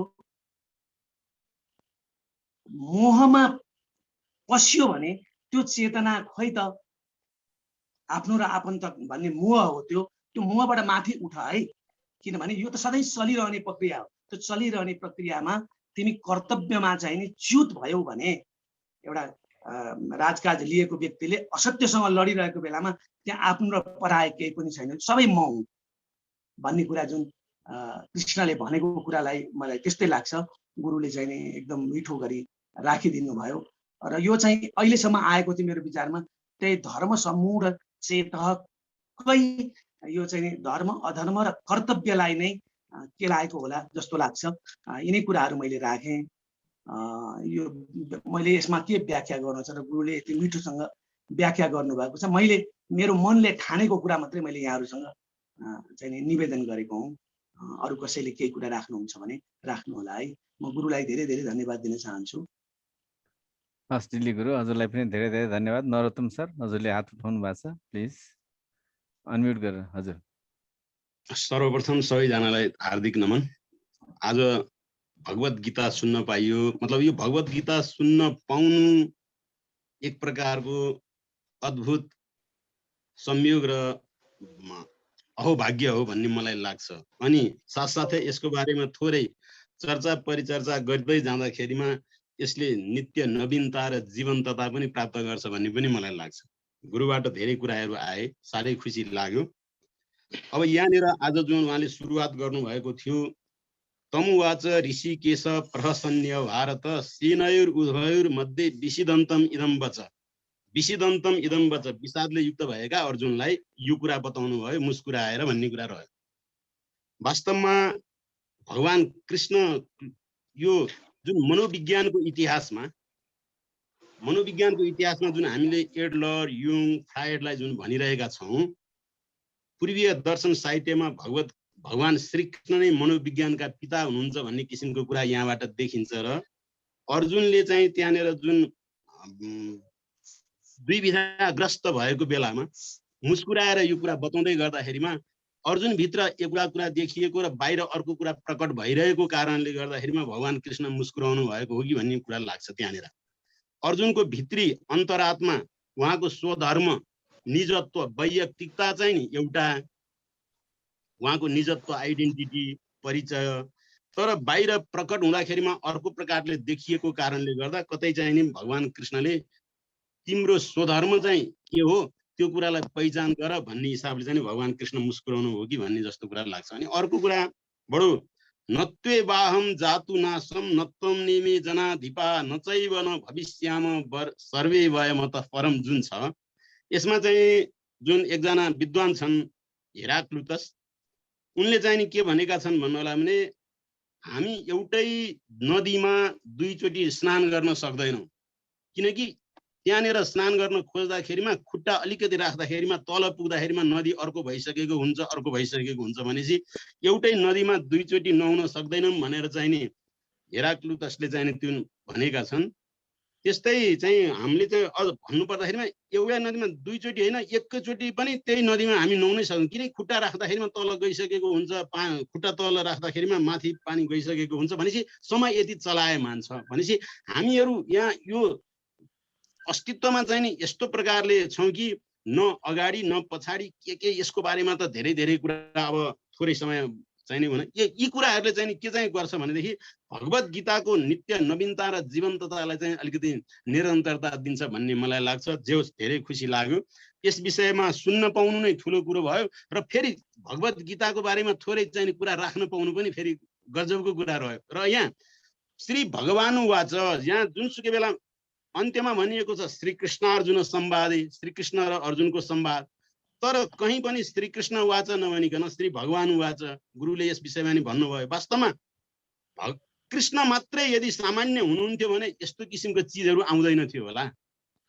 कृष्णमा जुन त्यो भगवत्ता र त्यो भव्यता भएकै कारणले गर्दाखेरिमा र श्री भगवान वाच भनेर चाहिँ नि उल्लेख गरिएको होला भन्ने कुरा पनि यहाँनिर कुरा गरिएको छ। साथसाथै भगवान श्री कृष्णको मात्रै कुरा नभइकन श्रीमद् भागवत महापुराणमा देवहूति र कपिल देवको श्रीमद् पनि कपिल वाचा भनेर कहीँ पनि उल्लेख गरिएको छैन। किनभने कपिल केवल कपिल मात्रै हुँदा हुन् त त्यो किसिमको ज्ञान र त्यो किसिमको विज्ञान चाहिँ नि आमा देवहूतिलाई उहाँले सुनाउन सक्नुहुन्न थियो। त्यसैले कपिल नभएर श्री भगवान वाचा, कपिललाई पनि हामीहरूले भगवानकै रूपमा देखेका छौँ र भगवानबाट मात्रै यी चिजहरू आउँदा रहेछन्। भन्नुको मतलब के भने यो विराट अस्तित्वमा जब भव्य कुरा आउँछ भने त्यो भव्य कुरा आउनुको पछाडि भगवानकै चाहिँ नि कृपा हुँदो रहेछ भन्ने किसिमको कुरा यहाँनिर हामीहरूले चर्चा गर्छौँ। जे होस्, खुसी लाग्यो, हार्दिक नमन।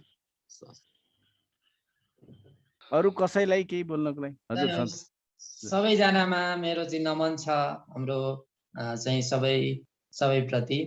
र विशेष चाहिँ हाम्रो देवराज गुरुले चाहिँ यो गीता ज्ञानको बारेमा गीता गङ्गोदकं पित्वा पुनर्जन्म न विद्यते, फेरि जन्म हुनु नपर्ने ज्ञान जुन छ त्यो कुरा चाहिँ यहाँ चर्चा गरिरहनु भएको छ। गीता ज्ञान चाहिँ हामीलाई बाँडिरहनु भएको छ। अत्यन्त खुसी लागेको छ। केही दिनमा अलिकति व्यस्तताका कारणले अलि म उपस्थित हुन सकिनँ। मलाई चाहिँ अब यो गीताको बारेमा जुन यहाँ ज्ञान प्रवाह भइरहेको छ अत्यन्त आनन्दसँग मैले श्रवण गरिरहेको छु। सबैलाई आनन्द भइरहेको हुनुपर्छ पक्कै पनि। र यो जुन अघि हाम्रो नरोत्तम गुरुले पनि भन्नुभयो भगवान उवाच भनिन्छ, श्रीकृष्ण उवाच किन भनिएन भन्ने मलाई त्यो एकदमै त्यो मलाई पनि हृदयमा भिज्यो। किनभने यहाँ त साक्षात् परमात्मा चाहिँ जीवात्मासँग चाहिँ यहाँनिर वार्ता गरिरहनु भएको छ। परमात्माले जीवात्मा रूपी अर्जुनलाई परमात्मा रूपी कृष्णले चाहिँ ज्ञान दिइरहनु भएको छ हैन। यो कुरुक्षेत्र रूपी संसार जुन हामी बसेका छौँ यो कुरुक्षेत्र हो हैन। यहाँ दुःख सुख आदि इत्यादि विविध इन्द्रियका कारणले गर्दा, मन बुद्धि चित्तका कारणले गर्दा यो कुरुक्षेत्र रूपी संसारमा चाहिँ यस्ता दुःखहरू आइपरेका हुन्छन्, दुविधाहरू भइरहेका नै हुन्छन् र यो संसारमा चाहिँ जीवात्मा र परमात्माको निरन्तर यहाँनिर चाहिँ शास्त्रका माध्यमले, यसरी गुरुजनहरूका माध्यमले हैन यसरी चाहिँ चर्चा भइरहेको र गीता निरन्तर भइरहेको, गीता चाहिँ को ज्ञान चाहिँ प्रवाह भइरहेको चाहिँ आभास हुन्छ। किनभने साक्षात् परमात्माले जीवात्मालाई चाहिँ यो ज्ञान प्रदान गरिरहनु भएको भन्ने चाहिँ मैले बुझेको छु। अत्यन्त खुसी लागेको छ। हाम्रो देवराज गुरुप्रति म नमन गर्न चाहन्छु। सम्पूर्ण चाहिँ श्रद्धा भक्तिपूर्वक श्रवण गर्नुहुने ज्ञानका पारखी ती चाहिँ असल आत्माहरूलाई पनि मेरो नमन, म यति नै भन्न चाहे। जय होस्। हजुर, यहाँ चाहिँ मैले च्याट बक्समा वासुदेव काफ्ले भाइले चाहिँ लेख्नु भएको कुरा मैले हजुरहरूलाई सेयर गर्न चाहे। उहाँले के भन्नुभएको छ भनेदेखि अर्जुनले यो गीता चाहिँ अर्जुनले पनि एकपटक भन्दा बढी सुन्न पाउनु भएन, तर हामीले गुरुहरूको माध्यमबाट पटक पटक सुन्न पाइरहेका छौँ भनेर जुन कुरा लेख्नु भएको छ, यसलाई हामीले राम्रोसँग मनन गरौँ। अर्जुनले एकपटक सुन्दाखेरि भगवान कृष्णले चाहिँ अर्जुनको मनोविज्ञान नै परिवर्तन गरेर आफ्नो जिम्मेवारीको बोध गराउनु भयो र हामीले पटक पटक सुनेका छौँ। हामीले यो बोध अब गर्ने कि नगर्ने, ढिलो पो भयो कि भन्ने प्रसङ्ग चाहिँ मैले लिएर आएर यसमा जोडेँ। वासुदेव काफ्ले भाइले पनि यो त्यसैलाई नै इङ्गित गर्न खोज्नु भएको हो कि भनेर मैले यसमा थप गरेको हुँ। र यहाँ अरू पनि महानुभावहरू हुनुहुन्छ, कृपया आफूलाई लागेको कुराहरू सेयर गर्नु होला, बोलिदिनु होला, जसले गर्दाखेरि यो सत्सङ्गको महिमा, सत्सङ्गको गरिमा अझै बढ्न जान्छ। बलबहादुर सर, हजुर। सम्पूर्ण भगवत प्रेमी सज्जन महानुभावहरूमा मेरो प्रणाम छ। आज देवराज गुरुले जुन भन्नुभयो नि, गीताको साँच्चै कति मिठो थोरै अध्याय श्लोकबाट धेरै ज्ञानमय, अत्यन्त आनन्दमय, अत्यन्त भावपूर्ण विषय प्रस्तुत गरिदिनु भयो। साँच्चै हो, गीताको महात्मा यति रहेछ। त्यसैमा म एउटा कुरा थपिहाल्छु। कति महिमा रहेछ। आज मैले त्यसको महिमाको असाध्यै ठुलो अनुभूति भयो। देहं मानुषमाश्रित्य चातुर्वर्ण्येषु भारतः न शृणोति न पठति गीताम् अमृतरूपिणीम् हस्तात् त्यक्त्वामृतं प्राप्तं स नरो विषमश्नुते पीत्वा गीतामृतं लोके लब्ध्वा मोक्षं सुखी भवेत्। भगवान हुनुहुन्छ, हे अर्जुन, ब्राह्मण आदि गरिएका 4 वर्णमा जन्मी मनुष्य चोला पाएर पनि जसले अमृत स्वरूपिणी अजम्मरी बनाउने गीता सुन्दैन अथवा प्रश्न पनि गर्दैन, त्यो मानिस हातमा परेको अमृत फ्याँकेर विषय खाने सरह हुन्छ। किनभने यस लोकमा गीतामृत पान गर्नाले अन्त्यमा मोक्ष पाएर चिदानन्द सुखको भोग गर्ने हुन पाइन्छ भन्ने गीताको महिमा बयान गरिएको थियो। यो कुरालाई यति भावपूर्ण तरिकाले उहाँ गुरुले प्रस्तुत गरिदिनु भयो। तर मान्छे उमेर हेर्दाखेरि उहाँको धेरै कलिलो देखिन्छ, तर भनाइ हेर्दाखेरि उहाँको यति ज्ञानवृद्धता देखिन्छ, यति ज्ञानवृद्धता। मैले धेरै सन्त महात्माको सुने, श्रवण गरेँ, तर यसरी अक्षर केलाएर बहुत मिठाससँग आज श्रवण गर्ने मौका पाइयो। यसप्रति म आभार व्यक्त गर्दै मेरा शब्द पनि यहीँ विसर्जन गरेँ। हजुर, धन्यवाद बलबहादुर सर। यहाँ हाम्रो चाहिँ मेनुका थापा म्याडम हुनुहुन्छ, जो राष्ट्रवादी केन्द्रका सदस्य हो कि अब त्यसभन्दा माथि अरू के पद हो त्यो चाहिँ मलाई थाहा भएन ठ्याक्कै। शङ्करापुरको प्रमुख हुनुहुन्छ उहाँ। ए हजुर हजुर, मेनुका थापाजीलाई अनम्युट गरिरहनु भएको थियो। केही कुरा राख्नुको लागि मैले निवेदन गर्छु। नमन सबै विद्वजनमा। आज साह्रै अमृतमय मधुमय प्रवचन देवराज गुरु, नमन गरेँ मैले हजुरलाई। राष्ट्रले एउटा अमूल्य रत्न प्राप्त गरेको छ, मैले यति भन्न चाहे। राष्ट्रले एउटा अमूल्य रत्न प्राप्त गरेको छ। यो अमूल्य रत्नलाई जोगाउने काम हाम्रो हो। कसरी जोगाउन सकिन्छ भनेदेखि यस्तै सत्सङ्ग गरेर, उहाँलाई निम्ता गरेर, उहाँलाई बोल्न लगाएर, उहाँका बाणीहरू सुनेर त्यसलाई आफ्नो जीवनमा चाहिँ प्रयोग गरेर मात्रै त्यो अमूल्य रत्नलाई बचाउन सकिन्छ। हामी सबै यस कर्ममा अगाडि बढौँ, मेरो एउटा सानो निवेदन। हाम्रो मेनुका थापा म्याडमले भन्नुभएको सन्दर्भमा मैले थोरै जोडेँ मात्रै। अरू कसैलाई केही यहाँ म ईश्वरा स्वरूप म्याम देखिरहेको छु, अरू पनि धेरै माताजीहरू देखिरहेको छु। वसन्त खनाल सर भइसिन्छ, हजुरको पनि केही छ भने विचार? ए हजुर, खनाल सर, हजुर वसन्त खनाल सर। गीतामा धेरै चिन्तन छ उहाँको, हजुर ए हजुर। अनम्युट गरेर। हजुर अनम्युट गरिबक्छु छ हजुर, मैले रिक्वेस्ट पठाएको छु अनम्युटको लागि। हजुर नमो गुरुलाई, गुरु अघि नै भन्नुभयो एकजनाले, उहाँ कलिलो उमेरमै हामीहरूलाई दिव्य ज्ञान दिन सक्षम हुनुहुन्छ। उहाँ परिचित पनि हुनुहुन्छ मेरो व्यक्तिगत तवरले। उहाँको यस्तै श्रवण, यस्तै गीता प्रवचन इत्यादि धर्मशास्त्रहरू सुन्न पाइरह्यो, उहाँलाई अनुकूलता मिलिरहोस्। अब मैले उहाँको बारेमा अहिले त्यति भनिहाल्नु त्यति अहिले अब प्रसङ्ग त हुन्छ नै, तैपनि अरूहरूको सुनाउ जस्तो लागेर मैले त्यति नभनेको। मैले अलि यति नै भने नभनौँ। हजुर वसन्त सर, यहाँको त्यत्रो सौभाग्य, उहाँलाई चाहिँ व्यक्तिगत रूपमा चाहिँ चिनजान रहेछ, भेटघाट भएको रहेछ। यद्यपि हामीले त्यो सौभाग्य पाएका छैनौँ। मैले त उहाँसँग फोनमा चाहिँ कुरा गरेको छु, जुममा भेटेको छु, व्यक्तिगत रूपमा भेट्ने मेरो तीव्र इच्छा छ। परमात्माले एक किसिमले उहाँको चेलो नै हो, म उहाँसँग पढ्छु होला है। ए हजुर, मेरो परमात्माले त्यो वातावरण बनाइदिउन्, यही नै मेरो प्रार्थना छ परमात्मासँग। अरू कसैलाई केही कुरा जोड्न मन लागेको छ कि? यहाँ सनिता माता हुनुहुन्छ, अरू माताजीहरू पनि हुनुहुन्छ। नमो नमः सबै सम्पूर्ण दिव्य आत्माहरूमा गुरु चरण कमल देव नमः। अनि जस हामीलाई पनि आमाहरूलाई पनि एकदम गर्व हुन्छ यस्तो पुत्रहरू जन्मिनु भएकोमा होइन।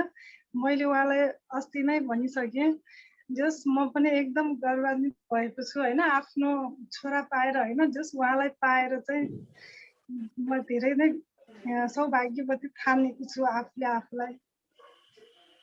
यति नै हो। हस्, धेरै धेरै धेरै धन्यवाद। हो, यसरी नै गर्व गर्नुपर्छ हाम्रो रत्नहरूप्रति।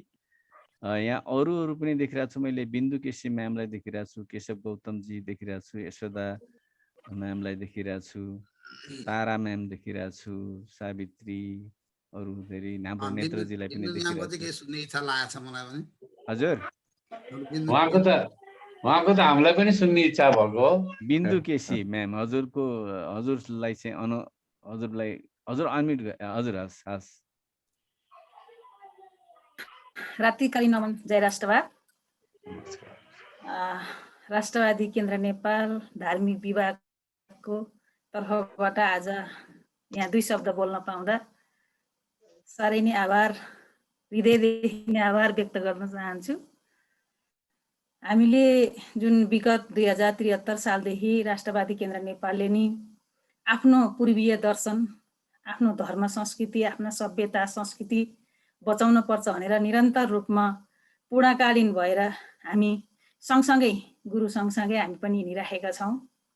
र यो देशमा अब हजुर हामी जस्तो पुण्य आत्माहरू एक ठाउँमा सङ्गठित भएर अगाडि बढ्न सकेनौँ भनी नरहे बाँस नबजे बाँसुरी, नेपाली हामी रहौँला कहाँ नेपाली नरहे, उचाइ हाम्रो रहला कहाँ हिमालय नरहे भनी जुन यो मूल मन्त्रलाई शिरोधारणा गरेर राष्ट्र राष्ट्रियता, धर्म संस्कृति, जनता जनजीविकाको सवालमा स्वतन्त्र अभियान मार्फत हामी अगाडि बढिरहेको हजुरहरूलाई जानकारी गराउँछु। र यो जुन गीताको प्रवचन हाम्रो उज्जवल सरले राख्नु भएको छ, मलाई पनि एकदमै लालायत छु हाम्रो उज्जवल सरसँग भेट्नलाई।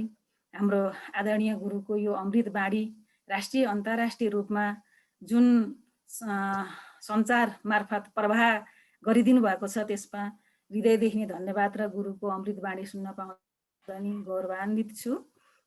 र हजुरसँग भेट्ने चाहिँ धेरै छिटो समय मिलाउनको लागि जमर्को पनि गर्दैछु। आजलाई मैले यति नै राखेँ। जय राष्ट्रवाद। हस् हजुर, यो मेरो पनि सौभाग्य हुनेछ कि हजुरसँग भेटेर यो सत्सङ्गका माध्यमबाट राष्ट्रलाई अर्थात् आध्यात्मका क्षेत्रबाट यो राष्ट्रको सेवा गर्ने र हाम्रो राष्ट्रको धर्म संस्कृतिलाई जोगाउने काममा मेरो पनि आफ्नो क्षमताले भ्याएसम्म, समयले भ्याएसम्म सहयोग गर्न सक्ने वचन दिने र त्यसमा हातेमालो गरेर अगाडि बढ्ने मेरो पनि इच्छा छ। हजुरसँग भेट्न हामी पनि लालयित छौँ। हजुर, मैले अहिले यति नै राखेँ। अरू महानुभावहरूलाई आफ्नो कुरा राख्नु केही छ भनेदेखि कृपया। सम्पूर्ण उपस्थित गुरुजन महानुभावहरूलाई नमन गर्दछु, प्रणाम। संस्कृति, धर्म, परम्परा भने हाम्रो गहना हो। यति कुरा धेरै नजाने पनि यति जान्दछु। संस्कृतिले हामीलाई एक संस्कार सिकाउँछ भन्ने कुरा म जान्दछु। गुरु सानै उमेरको गुरु हुनुभए पनि उहाँमा एकदमै धेरै विज्ञ हुनुहुँदो रहेछ। एकदमै खुसी लागेको छ गुरुको भागवत सुन्दाखेरि, सार सुन्दाखेरि। यस्तो सधैँ सुनिरहन पाऊ, यति नै भन्न चाहे। हस्, धन्यवाद धन्यवाद म्याडम। अरू कसैलाई? ठिक छ, आज हाम्रो समय पनि हामी धेरै उसमा पुगिसकेका छौँ। अब लव सर, हजुरले आफ्नो यो समयसँग बिदा हुनका लागि केही श्लोकहरू राखेर। विद्वद्वर्गहरूलाई मेरो नमन।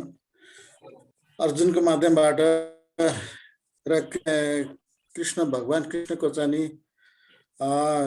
शब्दानुबाट चाहिँ नि यसरी विराट अभिव्यक्ति चाहिँ प्रकट भएकोमा यसलाई हामीले नमन गर्नै पर्दछ। त्यसकारण म नमन गर्दै यस्तो विशाल काय चाहिँ नि गीतालाई नमन गर्दै, नमस्तुते व्यास विशाल बुद्धि फुल्लार बिन्दायत पत्र नेत्रः येन त्वया भारत तैलपूर्ण प्रज्वालितो ज्ञानमय प्रदीप। अघिल्लो जन्ममा हेर आर्जेको शुभ कर्मले मनुष्य जन्म भो हाम्रो साँचो हो सबले बुझे। तसर्थ सबले कर्म सर्वजन हितमा हुने सोच राखे ठुलो धर्म हुन्छ है विनती गरे। ओम सर्वे भवन्तु सुखिनः सर्वे सन्तु निरामया सर्वभद्राणि पश्यन्तु मा कश्चित् दुःखभाग् भवेत्। ओम शान्ति शान्ति।